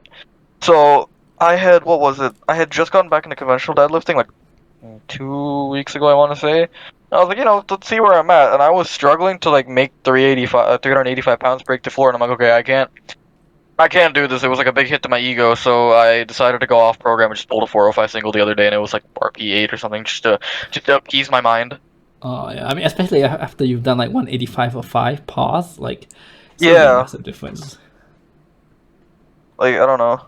It's a bit it's hard for a lot of people just to see the bigger picture. I think one person's very good at this is Johnny Candido. He was like he had got himself to a point where off-program singles didn't make any sort of sense to him. He was talking about this. He was like, yeah, I mean, like when I really got deep into prep, it's like taking an off-program single made no sense to me. Like I wasn't even like people would ask me like, how were you resisting the temptation to max out when you were as strong as you were? It's like, well, how was it going to benefit my total in the long run? Like it didn't make any sense to me. And that's something I've been trying to do for a long time. It's like I want to get to a point where I can see the bigger picture so well, where like off-program singles and just random like maxing out for fun doesn't even appeal to me anymore.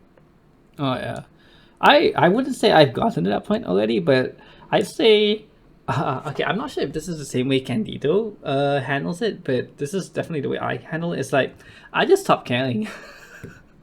I That's just very stopped. hard for me to do. I just stopped caring at all about like my max strength or like okay, what do I have for the program today? This is what I'm gonna hit. Okay, I'll see how it goes, and just do it. Like I don't know. I've stopped entirely caring like how I am right now, and just cared about like okay, by the end of this program, I hope to hit so and so, and that's all I care about. Yeah, that's what I've been trying to do. Just do it block by block instead of like trying to trying to hyper fixate on my end of year goal. I'm just trying to see like what can I hit by the end of these 4 weeks. Like at the end of at the end of your message, like what are you planning to hit? That's all I care about. That Yeah, I hit this or at least close to it, and then okay, then I can worry about what comes after and whatever. yeah, but I feel like it's like a learned skill. Like it's very hard to train your mind to focus on a goal, especially when it's so sad. It's not even necessarily the act of hitting a PR. It's like I feel like a lot of people, even like me included, just really enjoy the build PRs. up to it. You get in the Yeah. gym with all your friends, you get the pre-workout going, you get the loud music and everything. You start warming up, you start feeling out the warm ups. I feel like that alone just gives you the dopamine rush you're looking for. Not even just feeling the weight on the bar is enough for some people. Not Which even is just lock, why, not even like getting the lift. which is why like I'm saying like some people are, and this might sound harsh, but like I would say I'd be completely fine with some people saying or admitting that they're completely fine with being permanent novices. Like, you're not doing this for strength, and you don't really care much about Yes. having an exotic body. Like, you're good enough. Like, you're happy just looking good enough, Mhm. and you don't care at all about wanting to look like exotic or anything, or having insane strength. Or like, yeah, sure, just Yeah. stay permanent novice, man. There's nothing wrong with it. Like, if you can admit that you don't really care, then go for it. I don't really care either. That's the thing. People go into lifting, or I don't know, that people present the way that people present their goals in such a way where it seems like you have like-minded goals, but a lot of people don't realize that they would just be happy with being above average. Because a lot of people go into lifting, they're like, oh yeah, I want to be more confident, I want to lose some weight. But then they see all these people like, oh yeah, I want a 600-pound deadlift, I want to, be 200 pounds at 8% body fat, and they're like, oh yeah, maybe those should be my goals. But in reality, that's not what's gonna make you happy. That's just gonna put you in a trap of feeling inadequate. When in reality, if you trained for a year, lost 20 pounds, gained some muscle mass, you would be exactly where you want to be, and you could maintain that for the rest of your life with reasonable difficulty. Like, okay, this is how I've learned it for my own. Like after 7 years, I think this year is gonna be my 8th year once it hits Yeah. November, I think. But how do I say this? Like, would I want a 700 pound deadlift? Hell yeah. Would I? Sacrifice I mean, that goes with obviously, it. what? It's like the sacrifice that goes into getting a number that big. Oh no, not the sacrifice part. For me, my biggest caveat was like, okay, let's say I do reach a 700 pound deadlift. I would probably be less happy with a 700 pound deadlift than I am now, simply because of the amount of hassle I need to put on so many plates just to get 700 pounds, and then have to take Yeah. it all off again. Like, I absolutely hate plate loading, and I hate plate loading on the floor since we don't have a Oh deadlift yeah. jack. It's just such a pain in the butt. Oh no, it's terrible. And I can't imagine for like squat. Imagine like you're a 600 pound squat and you're just stacking it slowly and slowly, That's and taking why. like 5 minutes rest after every heavy warm up. Like from 400, 500, you're just resting longer and longer. Like, oh, time to hit like 600 for 2 singles, and then lower it up back to 400 and do it for 8 reps. Like, oh, the Yeah, pain. people don't understand. Like I feel strong people, like really really strong people, understand this like very well just because they've experienced it. But people don't understand how much of a difference absolute loading actually makes. Like someone who's hitting 600 pounds for an RPA double is going through so much more systemic fatigue than somebody whose RPA double is like 315. Yeah. Like it's just so much harder on the body to do. And people see, I feel like people see what like really really heavy like benchers, deadlifters, or squatters are doing, and they try to emulate that, not realizing that the way, not necessarily the way their program is structured, but the way their recovery is structured is the recovery that a 600-pound deadlifter needs, because it's like you don't recover the same way. And I've noticed this even between going from like 225 to 315. Like I feel like back when I was like deadlifting 200 for reps, I could probably have deadlifted 4 or 5 times a week and recover perfectly fine.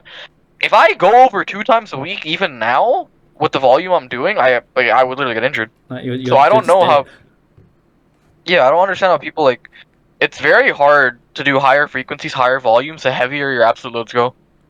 Yeah, because the body can only take so much, and like that's the thing I'm struggling with right now. Like, do I want to be stronger? Hell yeah! Of course, I want to like try and snatch 100 pound, 100 kilograms, and maybe clean and jig 3 plates or more. Like, of course, I want to Yeah. do that. Like, it'd be sick, right? Like podcast and everything, blah blah blah. But then like, oh, the hassle of like having to load that much and like, oh, okay.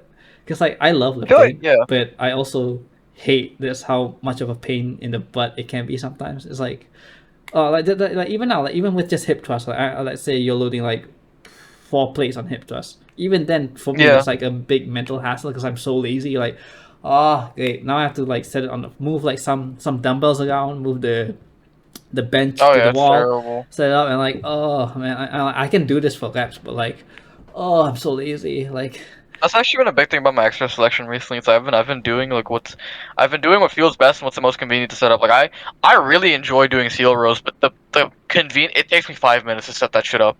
Like I wish I had an easy seal row setup that I could do, yeah, but it's just not easy. It's such a hassle to set up that exercise that I just don't do it. yeah. I've even seen like in some of the powerlifting servers, like some of them have been talking like with the really strong dudes, and like the really strong dudes. I don't think people realize this because they only see clips. Like some of them Yeah. spend like 6 hours in the gym on the SBD Oh day. yeah. Like that's Oh like yeah. 1/4 your day just to like do SBD, like squat bench Like even deadlift. my SPDs, like I don't really have SPD days programmed anymore because I realized like you don't need it if you're not powerlifting. But like when I had done them just because they were on program, that shit was like I would be taking 2 hours just to do like singles. Oh, And that was like terrible because it would take so much out of me. I'd have to sit down and have to recover it. I'd have to load up to the next lift, like warm up to the next lift, hit my single, rest again, go there, and then do accessories. It would be like 2.5 hour sessions, something stupid like that.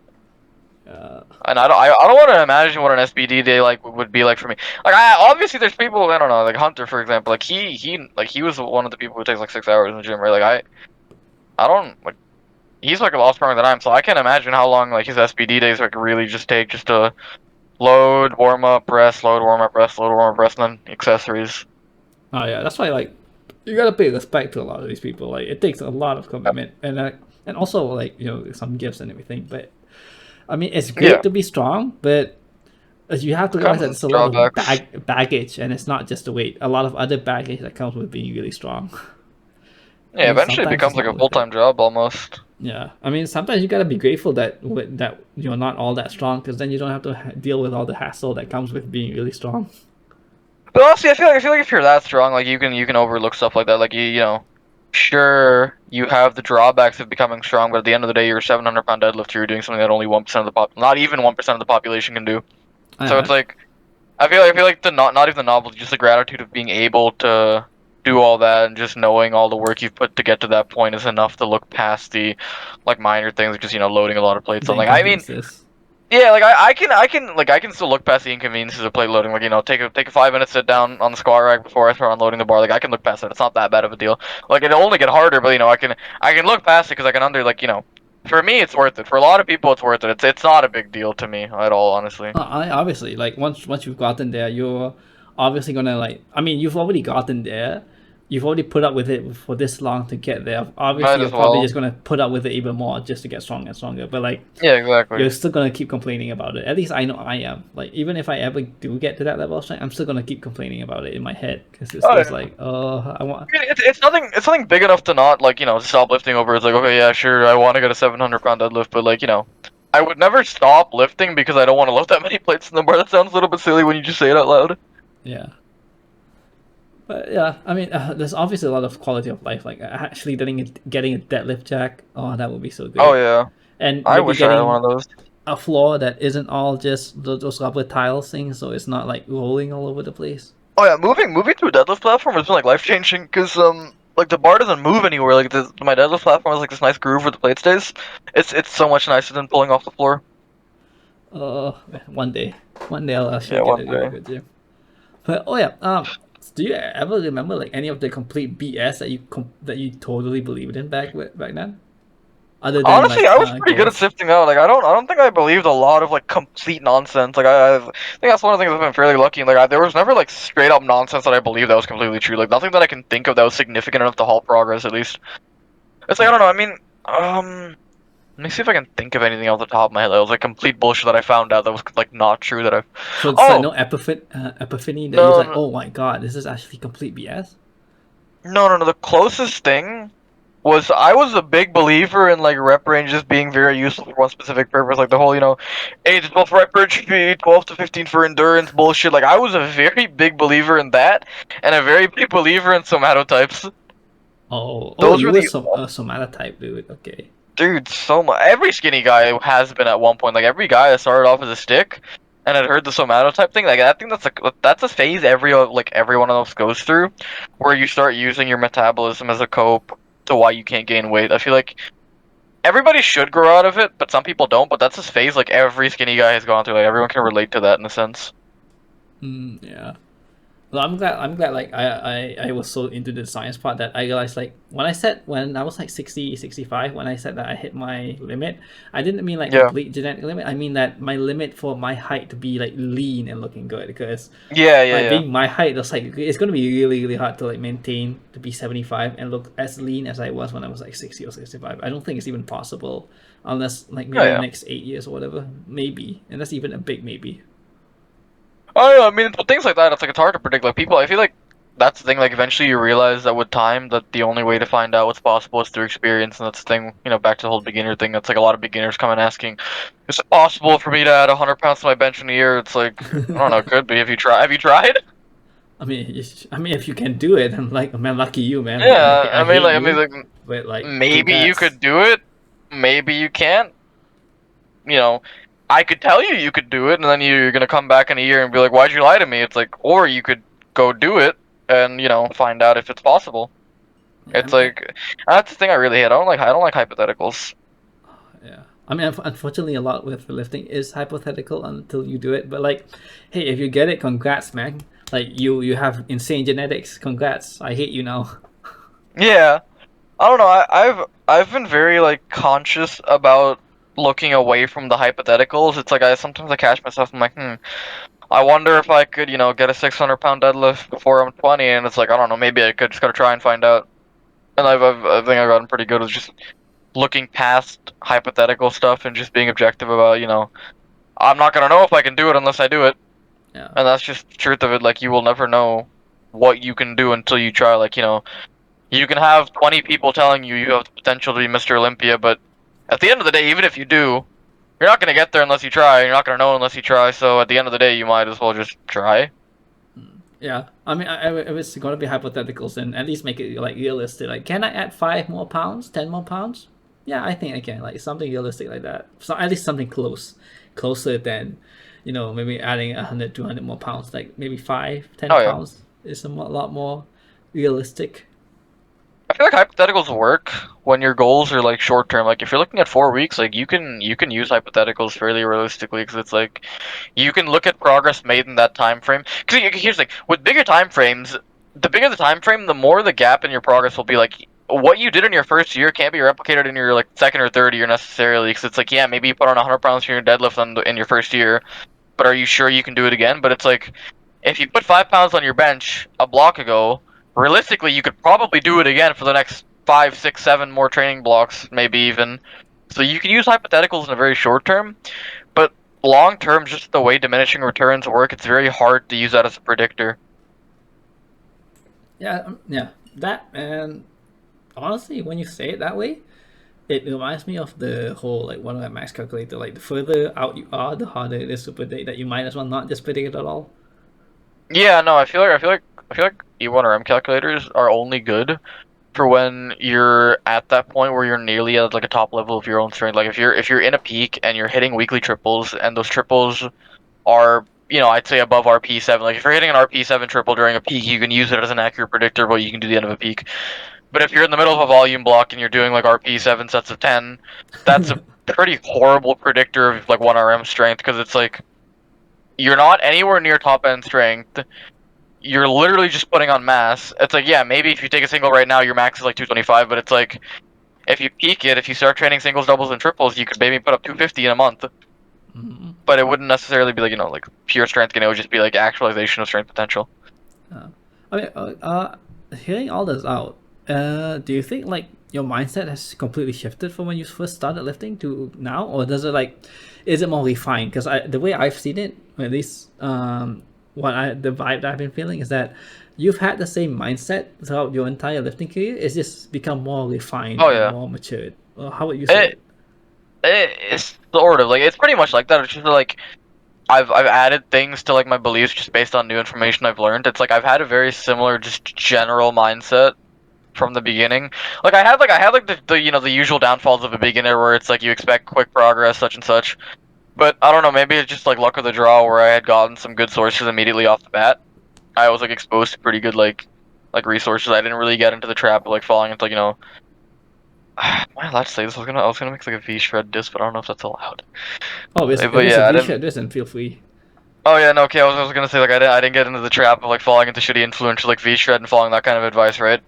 Yeah. So I didn't fall into that trap. Like I had pretty good sources off the bat, so I had been blessed with the ability to have a pretty good mindset off the bat, and all I really needed to do was like learn more and keep stay where I'm at almost just what mindset was because I had always known from the beginning. It's like I don't know if it was like a lack of confidence thing, but when I had started, I was like, okay, I'm fairly skinny. I'm underweight for my height, my age. It's gonna take a lot of effort to put on mass, and I've kind of just stuck with that. And it's like, yeah, it'll take a lot of effort, but I've been making I've had lower expectations for myself, but I've had like bigger goals, if that makes sense, right? So I've had low expectations with big goals, and every time I break an expectation, it's just more motivation. And I guess, and then in addition to that, you could say that like your general idea was already there, but now that you've learned more, you know where to put the effort in, like how exactly the effort should Yeah, be. yeah, yeah. That's the thing, right? I feel like the biggest thing with lifting for me was that it increased confidence. And that's the thing, right? People people, you hear stories from, I don't know, like, I don't know if this is a common thing anymore, but people tell stories about how, oh yeah, I started lifting, but, gained 20 pounds of muscle, got all the girls I wanted. It's like, that's not how it happens. I feel like it's a very indirect thing. I feel like lifting can improve your social life in a very indirect sense because the more confident you are in yourself, the more confident you appear outwards to people, and the more outgoing you become, the more confident you are. So I feel like you can make a very, very indirect connection to lifting and social status because you lift, you become more confident in yourself, you become outwardly more confident, and because you're more outwardly confident, you are now exposing yourself to more social situations. You have more friends, you have more success with the opposite gender. So in a sense, yes, lifting can positively influence your life in the social sense, but people don't understand that that doesn't mean adding 50 pounds on your bench is gonna get you your girlfriend. That or like adding 20 pounds of muscle. Because just to Yeah. like properly explain this to anyone who's listening, it's basically that because you started lifting, and you reach your goals, you managed to like not change yourself inwardly, but like you've proven to yourself that you can do things that you previously thought you couldn't do, and that increases your confidence. And indirectly, that confidence, that increase in confidence for yourself, has made you more confident in general life and general social things. So it isn't like you added muscle that got you whatever goals or social goals you had. It's just that you felt confident that you could achieve the social goals that you wish to achieve, and that's how you got them, if that makes sense. Yeah. Like you probably could have achieved them even if you didn't have 20 pounds of muscle. You probably could have done it all the same, but you didn't believe that you could do it until you added 20 pounds of muscle. And now that you believe that you could do it, you could do it, when in reality the muscle probably didn't really make that much of a difference. Yeah, I was gonna mention that I like, dude, my confidence started shooting up like after my first 10 pounds of gain. Like I thought I was huge. It wasn't that I was necessarily bigger. It's that I had thought I was so much bigger that it had increased my confidence so much. Like it was like a false sense of confidence where like I had thought I was so big, and I thought all these things that just indirectly increased my confidence. Yeah. Like Sorry.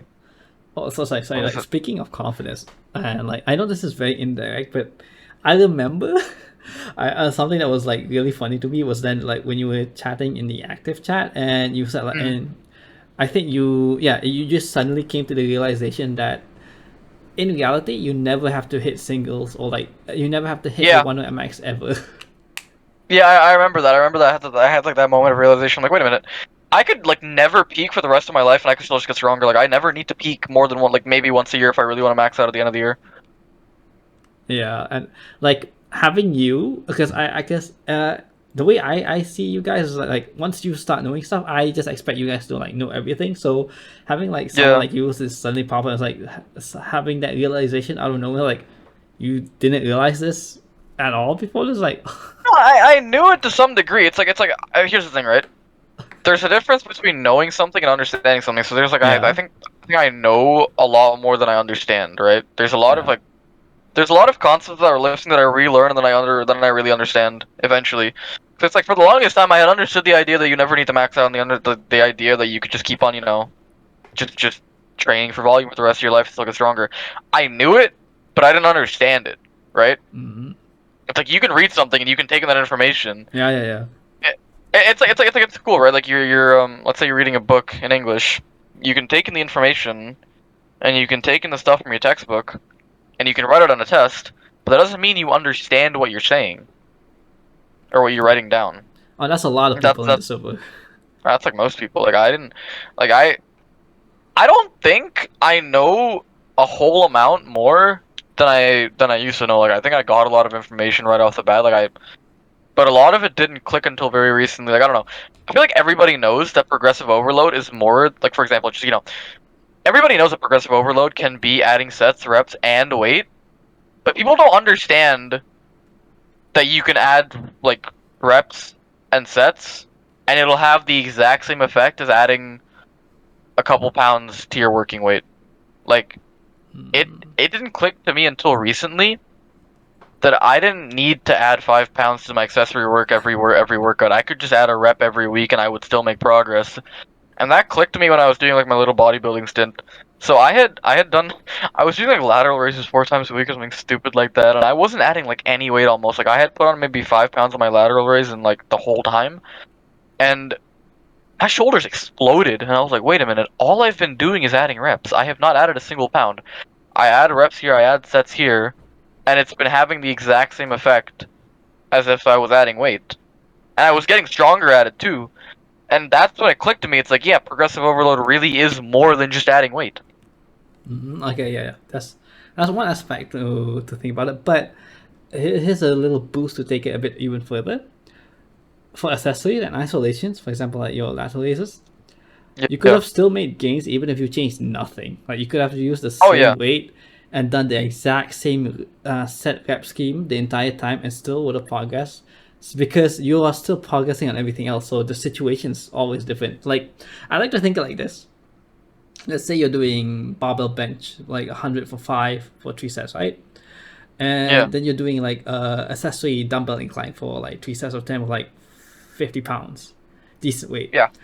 You could keep doing 3 sets of 10 with 50 pounds for incline at the same incline level, whatever, the exact same way, exact same range of motion for whatever, like 6 months, and still progress on those simply because you keep adding weight or you keep progressing on your flat bench and like your main compound list, because that immediately changes the whole parameters of that particular session.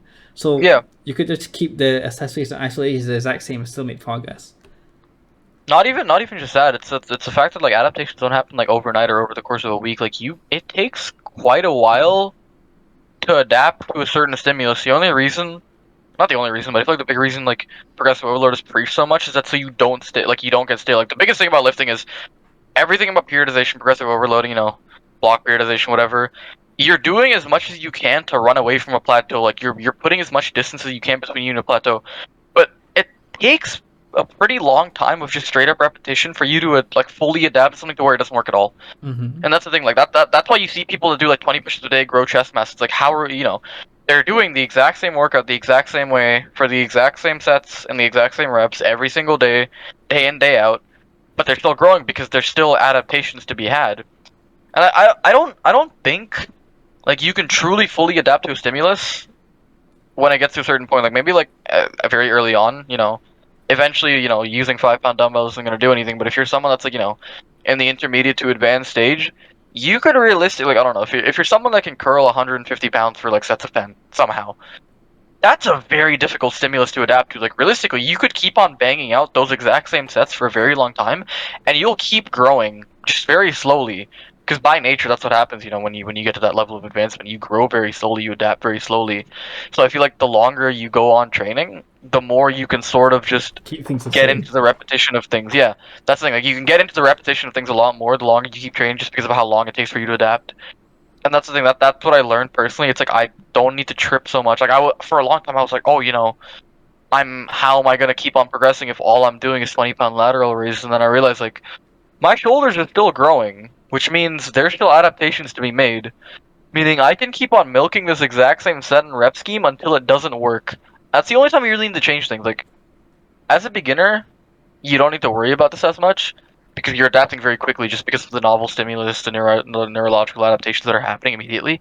But when you get past that initial phase of neurological adaptations as a beginner, for a very long time, you can keep on doing the same sets, reps, and you can keep on adapting just because like you're out of that beginner gains phase, your adaptations are happening slowly, and you'll know when you stop growing. That's just like a thing that comes like experience and knowledge. Like eventually when you learn what metrics can predict growth, you'll know when it doesn't work anymore. Like for me, the biggest predictor for growth is one, it's effort. Two, it's the way my accessories progress in terms of like reps. Right? If I can't add reps to like certain accessory work, I know there's something I need to change, and that's why I know I'm not growing. Like, if I'm not adding reps, or if I'm not adding sets, or if I'm not adding weight, that's when I know I'm not gonna grow.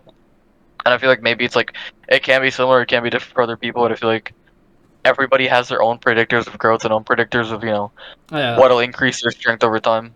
yeah, or like, well, I wouldn't say that you wouldn't stop going out. You could probably still keep doing it and still grow a bit, but Oh like, yeah, it would just it's a it will good, get like slow to a point where it's negligible yeah, almost. it's more like a because I do believe that some people actually think that way, where like, oh, I've already done this workout before. If I do this again, I'm not going to go at all, which is not true at all. Which is why like you can see Yeah, it's people not doing the true. exact same thing and still somehow make progress. I mean, it's not long term. It's long term is not good, but yeah, like I said, like the body can take a really long time to adapt. I think Mike Israel said it in a easy to understandable way. It's like the way muscle builds. It's like at first, once you have that stimulus, it actually builds this. What was the term? What was that word? The thing that buildings use before they build a proper building. That the things on the outside that people step on. Foundation, No, not the foundation. I mean, it is foundation. scaffolding, What was it? scaffolding. Scaffolding. Yeah, that's it. The foundation, the scaffolding. It's actually more or less the same way or mechanisms when it comes to building muscle. Like your body just creates its own scaffolding and foundation for the muscle to build upon before it actually starts building muscle, and then afterwards it Yeah. actually starts building like real muscle tissue. Actually, on that topic of muscle growth, I think this is like this is a new thing that I discovered. It was like a study I read. I'll send you the article later if I can find it. Not an article, it's sort of like a study. But this is like a very unknown thing. But people don't realize muscle growth doesn't happen because of like a repair of muscle damage. There was a study that actually showed that muscle damage and muscle hypertrophy have no real correlation with each other. Yep, the Like very recent one. muscle damage isn't a prerequisite for hypertrophy. Yeah, I think who is Omar Isaf? Yeah, Eric Helms. I think Eric Helms reviewed some of those papers, and he said like, and the studies was sound like if muscle damage led to muscle growth, then why is it when you pound a muscle, like what they did was actually that they just pounded a muscle, Yeah, they were just inducing muscle damage and seeing if it would grow. and yeah, nothing happened. It just repaired itself back to the way it was. It didn't actually go anything. Yeah, the actual like mechanisms of muscle growth are pretty interesting. It's like adequate mechanical tension causes mTOR signaling, stuff like that. But I would never. That's not something I would ever tell to a beginner because then they're like, how do I spike my mTOR? It's like you don't even know what mTOR is. Shut up. Oh, forget about That's the thing. Like, mTOR. Like people just go yeah, for time it's and like, attention. oh my god, I was gonna bring that up. Fucking time under tension. I hate that term so much because of how it's used. I like every time people are like, I've actually had people come up and be like, "Yo, why are you doing your concentric so fast?" It's like you understand you like slowing in. Okay, people don't understand that mechanical tension is the involuntary slowing of contractions, right? So people think that when you voluntarily tempo your concentric to like 4 seconds, you're recruiting more muscle fibers, but a tempoed concentric does nothing for muscle growth. And it pisses me off so much when I see these stupid ass TikToks like, oh yeah, if you want to grow, do your barbell curls at a 4-2-4 tempo. It's like, why would you ever slow down your concentric? Because maximum muscle fiber recruitment doesn't happen unless you have involuntary slowing of contractions, and the involuntary slowing of contractions can't happen unless you have maximal output on the concentric. Yeah, in other words, go heavy.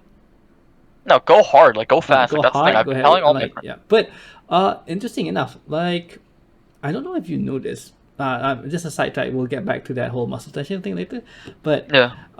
so you know how muscle recruitment works, right? Or at least the idea of it.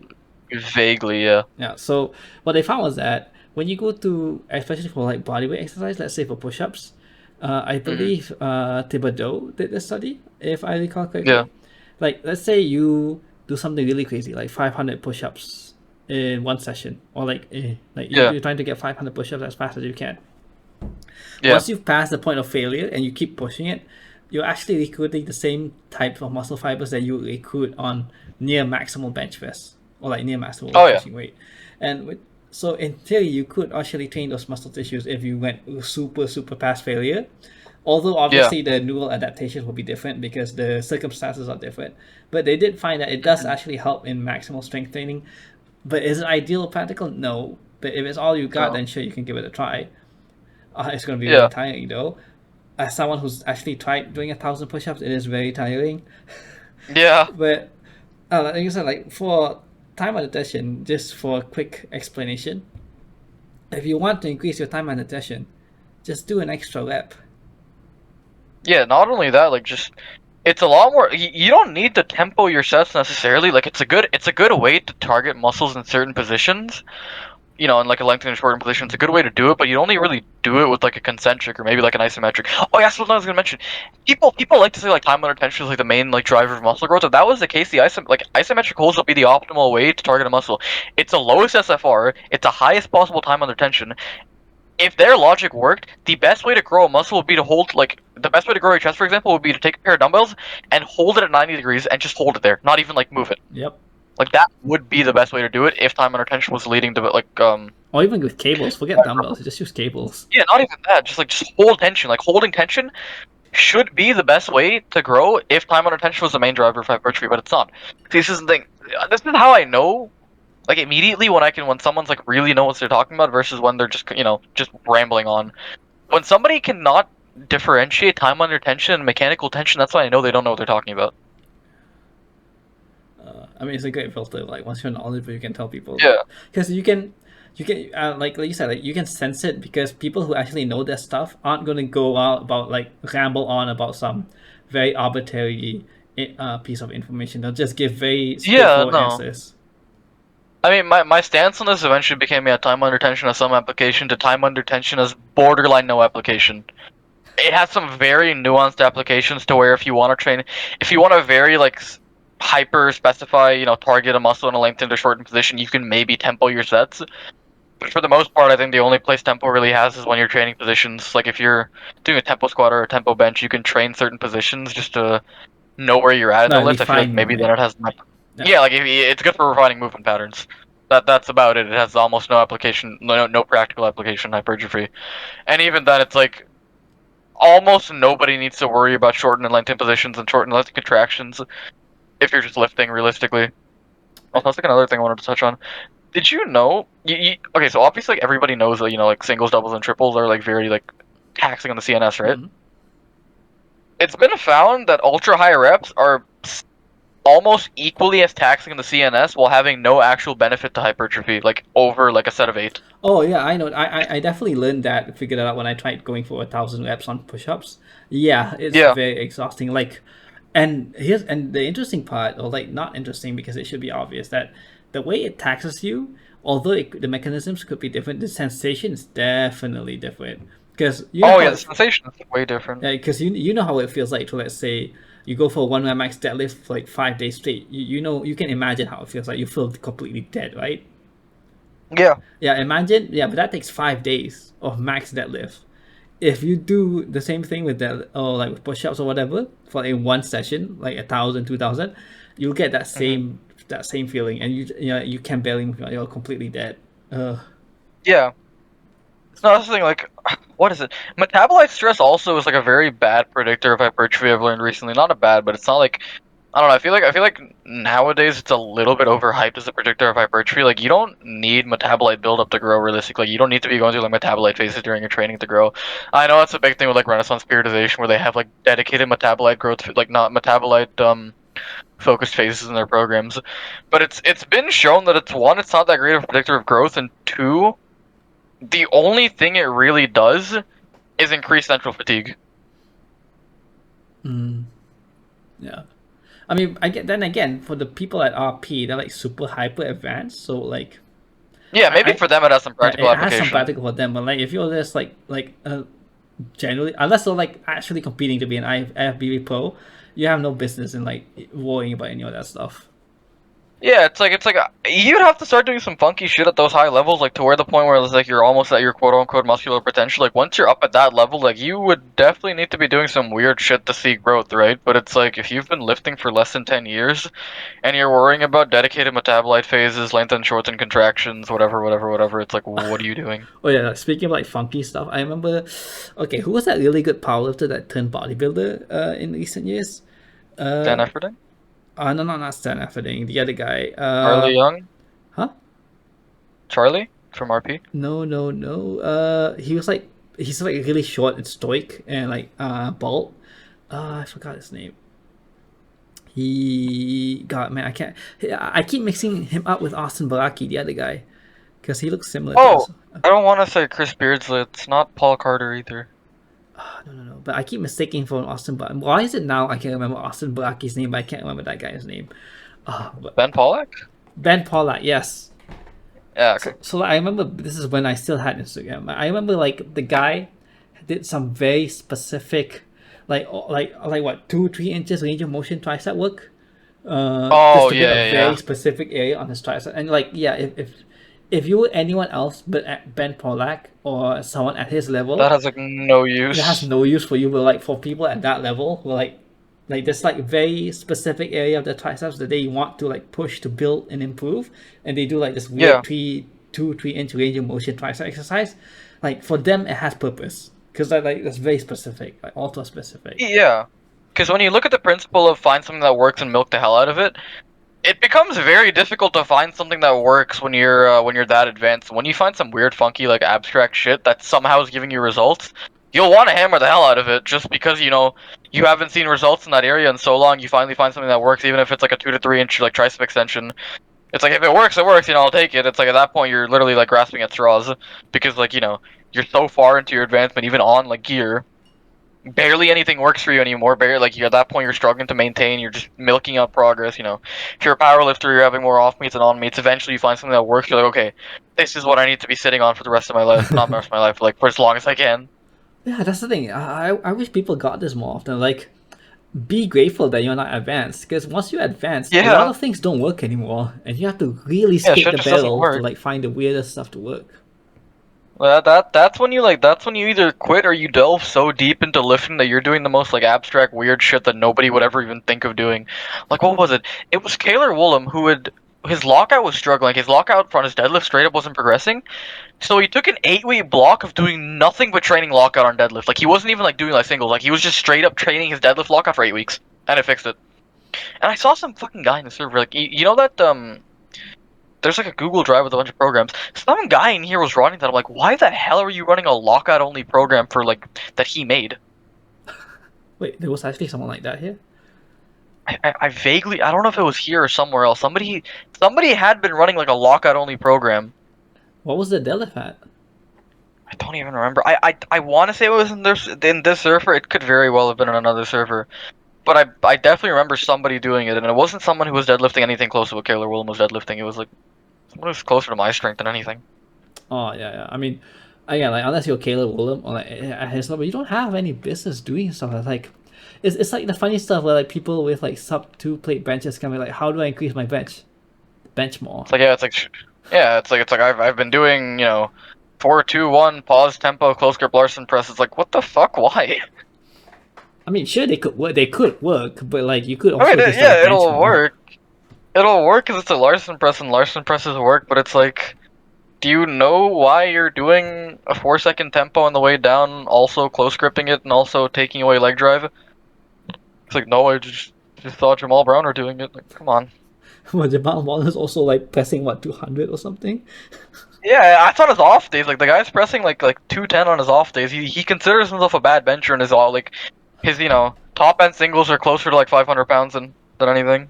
Oh boy, I mean, yeah, I mean they definitely do work, and I know I've definitely fallen for that as well. But also, I mean, admittedly, I also did them for fun because they are actually kind of fun. Like doing close Oh grip, yeah. they're very fun. But like I know objectively they have no purpose Oh unless no, I I do. have to I program. have like close grip Larson. I have close grip pause Larson's programs for myself, just because like I have a reason for it. Here's the thing, like when it comes to self programming, I didn't feel comfortable self programming until I knew every single exercise had a purpose and I could off the top of my head tell somebody what the purpose of that exercise was.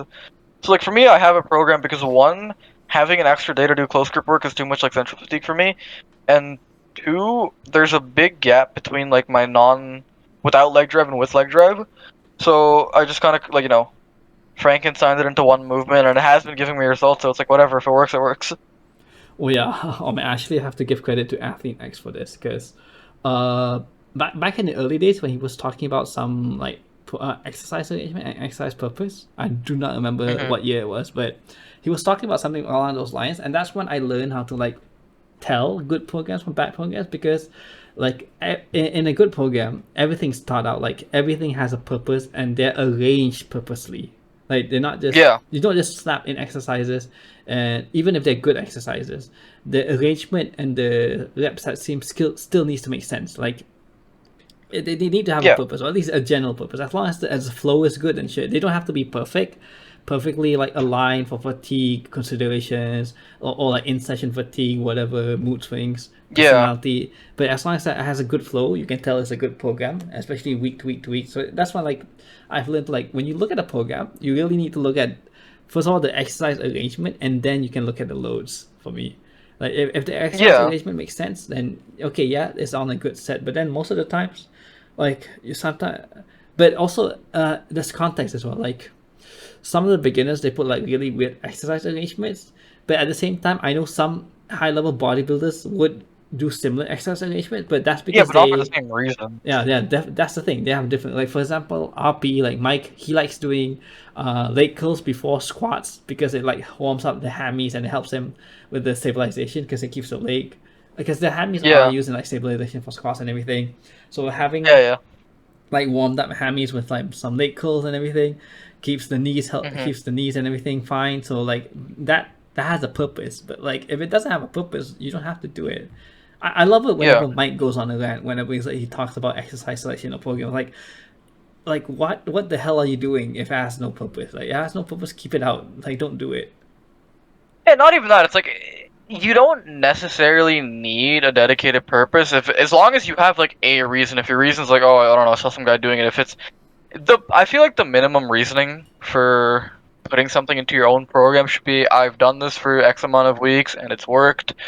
I don't know why it works, but I'll find out eventually. But I'm gonna have it in my program. I mean, I feel like that's good enough reason to program something. Like if you have the experience level to where you know what works, but you don't know why it works, then you can self-program. But that's the thing, right? I feel like a big thing with self-programming is learning intent. If there's no intent behind what you're putting together, it'll be a good, it may be a good program, but it'll be purely by luck. Like I don't think you can make a good program until you know the intent behind everything you're putting down on paper. Yeah, that's a problem with the people who come in and like ask us about like, is their program good? Because like there's no intent. The only intent they have in there is like to go my chest, like, or like to go my back. But like the Yeah, exercises themselves have no intent. And like you said, yeah. like you do need the experience to know whether something works or not. But at the same time, people get so hasty that like, oh, I've done this for 2 weeks. I know this works. Like 2 weeks, you're not even going to get any muscle gain in 2 weeks. Like, Yeah, 2 weeks you're still going through like the novel stimulus and neurological adaptations of like a new movement. for me, the minimum would be like at least one mesocycle, two if you really want to know if it works or not. Yeah. Because I've actually tried hack squats. Let's say hack squats. I think daily drove hack squats, not daily drove, but like like done it often for like 2 3 months when I was trying them out, and like I just couldn't get them to work. Like I go Yeah. very deep and everything. I change stances. Like it just doesn't feel like the way it should feel, or at least the That way was I know it me should with feel. stiff leg. Yeah, that was me with stiff leg deadlifts. Like I just couldn't connect. There's a lot of movements that I've done for like a decent period of time that just where they don't click. And the thing is, I feel like the people get into like the opposite trap, right? Like they hear, okay, you should be keeping exercises in for this amount of time, but I feel like it's not uncommon for like an exercise to immediately not click, or not even like the exercise necessarily, but just the way you structured it into your program. Mhm.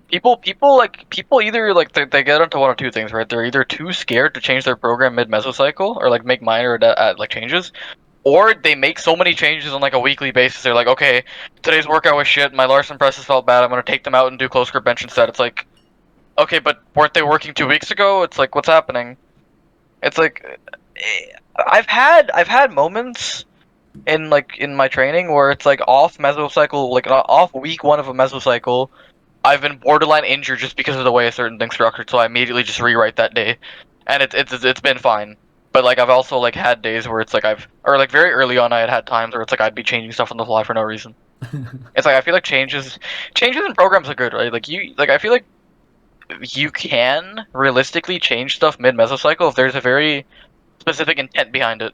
But for the most part, it comes with experience that you need to learn how to set up a block properly in a way where you don't need to change things. Like changes during a mesocycle should be like more of like this has to happen because I screwed something up in like in predicting fatigue, in mid session fatigue, whatever. For me it's mostly like just like exercise order. Like for a lot of things like I've had to change the exercise order around a lot.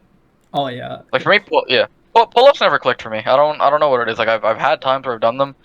I've tried doing them, but just the way my training structures, the way my goals are structured, it could never fit in my program because if I do them before deadlifts, just the way I do pull-ups, like my lats cramp up really well. Like I get a really good connection with it, and it feels like it makes my deadlift feel weird. But if I do them after deadlifts, it'll like it'll screw with my pull-ups. And I don't really have like I've tried fitting them in during leg days, chest days, whatever. So I know that doesn't work. But there's some people who discount exercises just because they heard their favorite influencer say it's not good.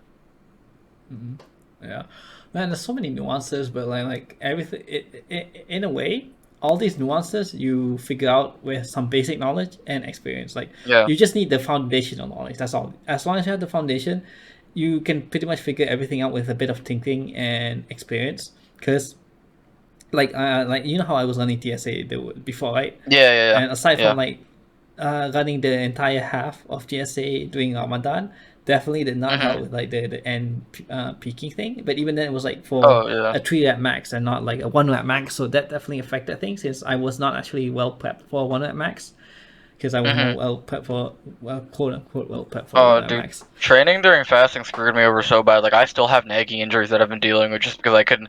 It's a big ego thing, right? Like, time to fast comes up. It's kind of sudden, so it's like you're making good progress. You're like, oh, maybe I could like milk this out for another couple of weeks, and it's like you don't realize how badly all slashing your calories almost in half starts affecting you. Like, I had a nagging knee injury. I think my right bicep tendon's a little bit inflamed to where I can feel it during bench. So I've been working off injuries, working around injuries, just because my ego was too big during that 1 month.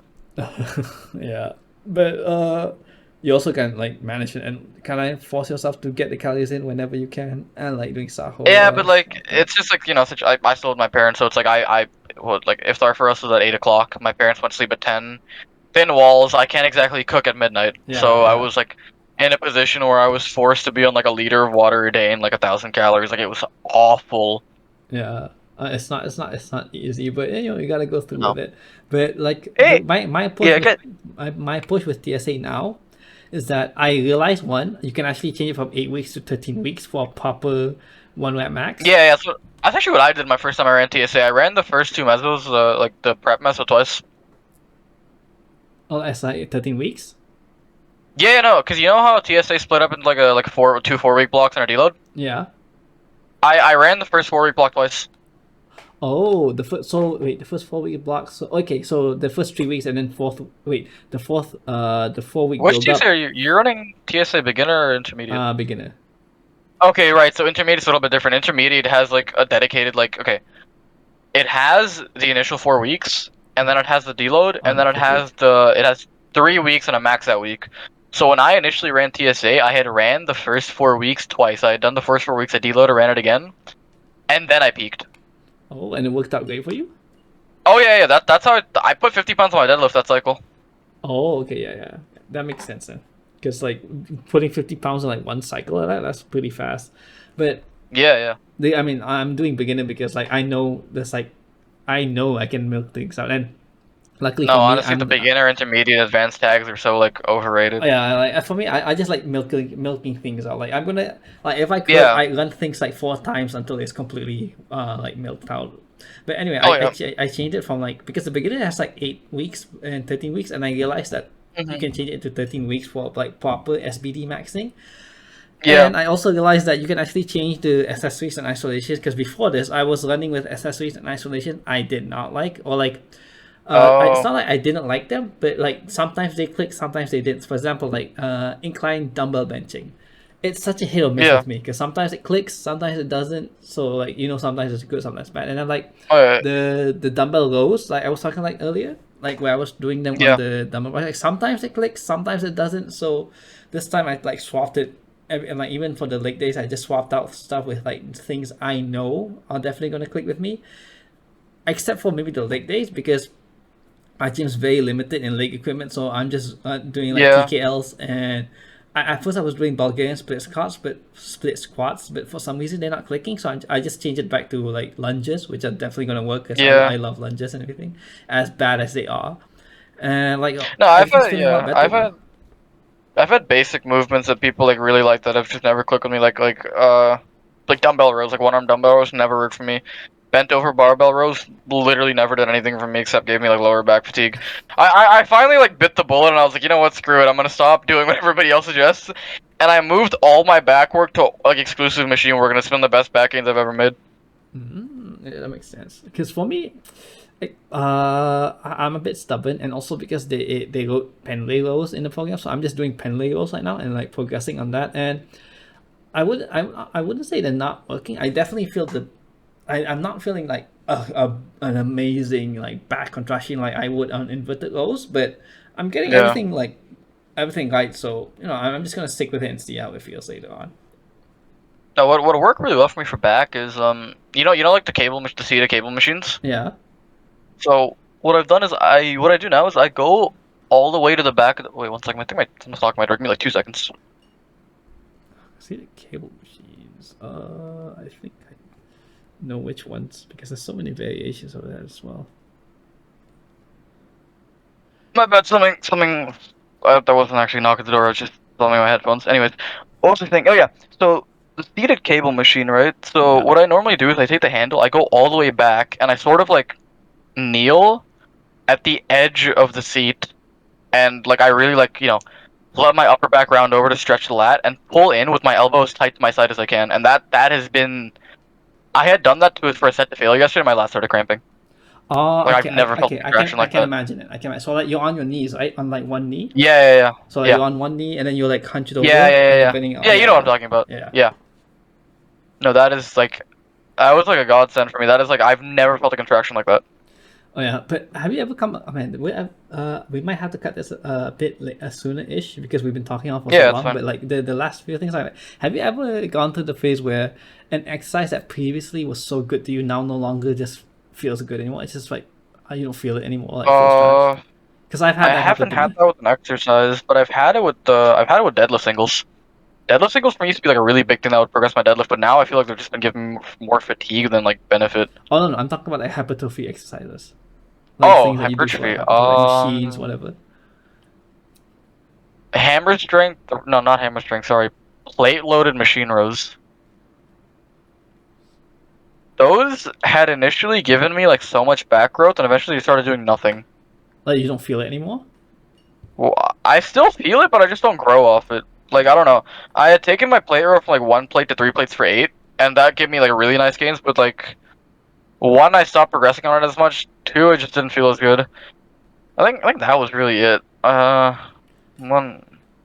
Yeah, same thing with like it's been a lot of back movements that have had that effect on me. Like dumbbell rows. I had taken my dumbbell row from 50 pounds to like 100 for a sloppy set of 5, and that'd give me good growth. But like it just stopped clicking with me afterwards.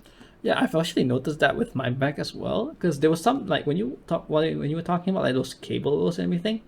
Yeah, The other thing, some cable rows and their variations used to be so good for me now, but then like yeah, they just stop for some reason. Like I know how to do them correctly. Like obviously you've done that before. Like you know yeah, what yeah, like how what angle and how you want to pull to get like a great back contraction. But then like yeah. it's just not as good anymore. I don't know why. It's insane. No, you know what? I don't think you mentioned. I forgot to mention this. This happened to me with sumo. This is why I switched off sumo. It literally felt like overnight my sumo stopped clicking. I don't know what it was. Because one day I was pulling and I was like, I can't get my lats into position anymore. I can't pull slack out of like the bar properly anymore. Like I'm taking like forever to break the floor. I don't know what's happening. And it was like this for 3 weeks. And one night my friend was like, look, try warming up your sumo and conventional at the same time and see if it feels better. And I had pulled 315 sumo that day, and it was like, wow, it's slow off the floor. So I set up conventional, set up a grip. That shit popped off at like RP4. I was like, okay, I think I need to switch back. Yeah, that's the thing. Like sometimes your body actually forces you to swap back because like I Yeah, remember when you talking about those cables. Like I remember like when I was doing like standing single arm horizontal cable rows, like just yeah, pulling for yeah, like the lats and everything. Like they yeah, used to feel so amazing, but now like it could maybe it's just the weight because they're not heavy anymore. Like and I need like a bit heavier weight and doing the standing is a bit hard because of the way the weight pulls you and everything. And I need a better yeah. muscle, but like they just don't feel as good anymore. And it No, yeah. saddens me. Sometimes you just need to go against what your instincts tell you. Actually, on the topic of that, so I think like I've been talking about this once in a while, but like I normally most of my training was like your typical RP style. Train to MRV by the end of a mesocycle, gradually increases your RIR and then, deload. What I've been doing recently is from from week 1 to like the end of a block, just throughout, I keep my accessory intensity the same. Except what I do is, it's normally 1 to 2 warm-up sets at 3 to 4 RIR, then 1 final set to failure. And the only thing I start progressing is like the set to failure. Like I always add a rep to the set to failure. For the RIR 3 to 4 set, I just do that by feeling, but I'm like hard progressing the failure set, and that's been like really good for me. Wait. So, I remember you talking about this before, but I just want to properly understand. So, your warm up sets are going to follow the RIR recommendation, and then the final sets is going to failure. Yeah, just a complete failure. Okay. So let's say like you're going 3 sets. So set 1 and set 2 will be following the Yeah, RI 3 to 4 prescription, RIR. and then the third set is going to be as hard as you can go. Yeah, literally just a complete failure. I set 3 to 4 RIR as a rough guideline. It is just a warm up set, so I try not to take it as hard. Like normally what I do is like I just train a bodybuilder, so I just really get a nice pump. And when I have that pump, when I have that burn going, that's when I know, okay, it's time to do my failure set. So sometimes that'll take 1 set, sometimes it'll take 2. I think one time I took 3, but that's pretty rare. But Okay, yeah, I think just a big thing was just learning to train my accessories like a bodybuilder has been so much like. Not only has it felt good, it has saved me so much time and fatigue. Oh yeah, because you're not instead of doing Yeah, like three hot sets, you're just doing 1 hot set to failure. Yeah. yeah, you're doing 1 hard set to failure, and I know it's working because like I'm adding a rep every week, so obviously something's happening. Like if it stops working, I'll switch it out. But it's like it it feels a lot better, and I have those like 3 to 4 RIR sets as a buffer because just research stating that the stimulus is pretty similar between 0 RIR and 3 RIR, so I just have a buffer just in case. Yeah, you had that But for buffer the for most, like volume and yeah, newer yeah, yeah, adaptation and everything. yeah. But no, like I don't do the thing where like I eventually gradually get to 0 RIR for 3 sets. Like I keep it at 3 to 4 RIR for my warm up sets across the block, and that last set stays to failure for 4 weeks. Okay. Alright. That's an interesting thing. I actually never heard of anyone doing that before. Or like maybe I have, but like very few people have tried. No, tried it. I haven't even heard of anyone doing it. It was like an idea I got from Paul Carter because he was talking about how like he only counts his working sets as like real sets, and his working sets only total into 6 or 7 per work. And I'm like, wait a minute, how do you only have 6 or 7 working sets per work? And he's like, oh, I take all my sets to, like he was saying like Q&A. Yeah, like, all the sets go to fail. I'm like, that's interesting. I was like, well, what if I keep my volume similar? Like I'll take like a set or 2 off a couple like a couple of my accessories, and just start like really just taking sets, like 1 good set to failure, like complete and total muscle failure. Like that's the thing. The big thing right now I'm trying to do is I'm trying to make sure like my rep quality is consistent throughout the entire set. So I make sure actually no. What I've been queuing for myself is make sure my last rep looks better than my first, and usually it ends up resulting in all my reps looking almost the same.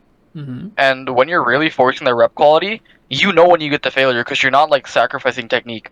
Like if you're really forcing rep quality, that involuntary slowdown of contraction is something you really feel. Like you're never in a position where you're debating whether or not you're failing. Like you will fail and you'll feel it. Because like once technique failures hits, like okay, I've hit failure. Yeah. Yeah, as long as you keep your technique consistent, technical failure becomes muscular failure. Man, I haven't heard Paul Carter in such a long time, actually, because I Yeah. honestly I barely watch much. I mean, I still do here and there, like keep up with the updated news, but it's just like once you understand the basics, a lot of the neuroscience is merely these nuances and like finer details, which I'm Yeah, not too even concerned about. he's like a big proprietor of the whole like optimal, line of pull, whatever. But even like in his caption, he's like, "Look, I know I say this is optimal, but that doesn't mean that doesn't work." Yeah, I remember watching some of his videos back in the day. Is he still Yeah. bald? Oh yeah, he still looks like Kratos. Yeah, Paul. Oh, good old Paul Carter. But man, man, it's sort of like that's actually a very interesting training concept, but it also makes sense in a lot of ways because you're already getting the adequate volume that you're looking for adaptation is already settled by like the warm up sets, the The quote warm up, unquote warm yeah. up sets, and then like And you know the intensity's there. yeah, and then the failures, yeah, like I was actually going about to say that like the intensity, you're bringing in the effort when you take that final set to failure because it takes Yeah. care of the volume and the stimulus, and it takes care of the effort because you take it to failure. Like what more Yeah, it's proof is there to effort if not failure?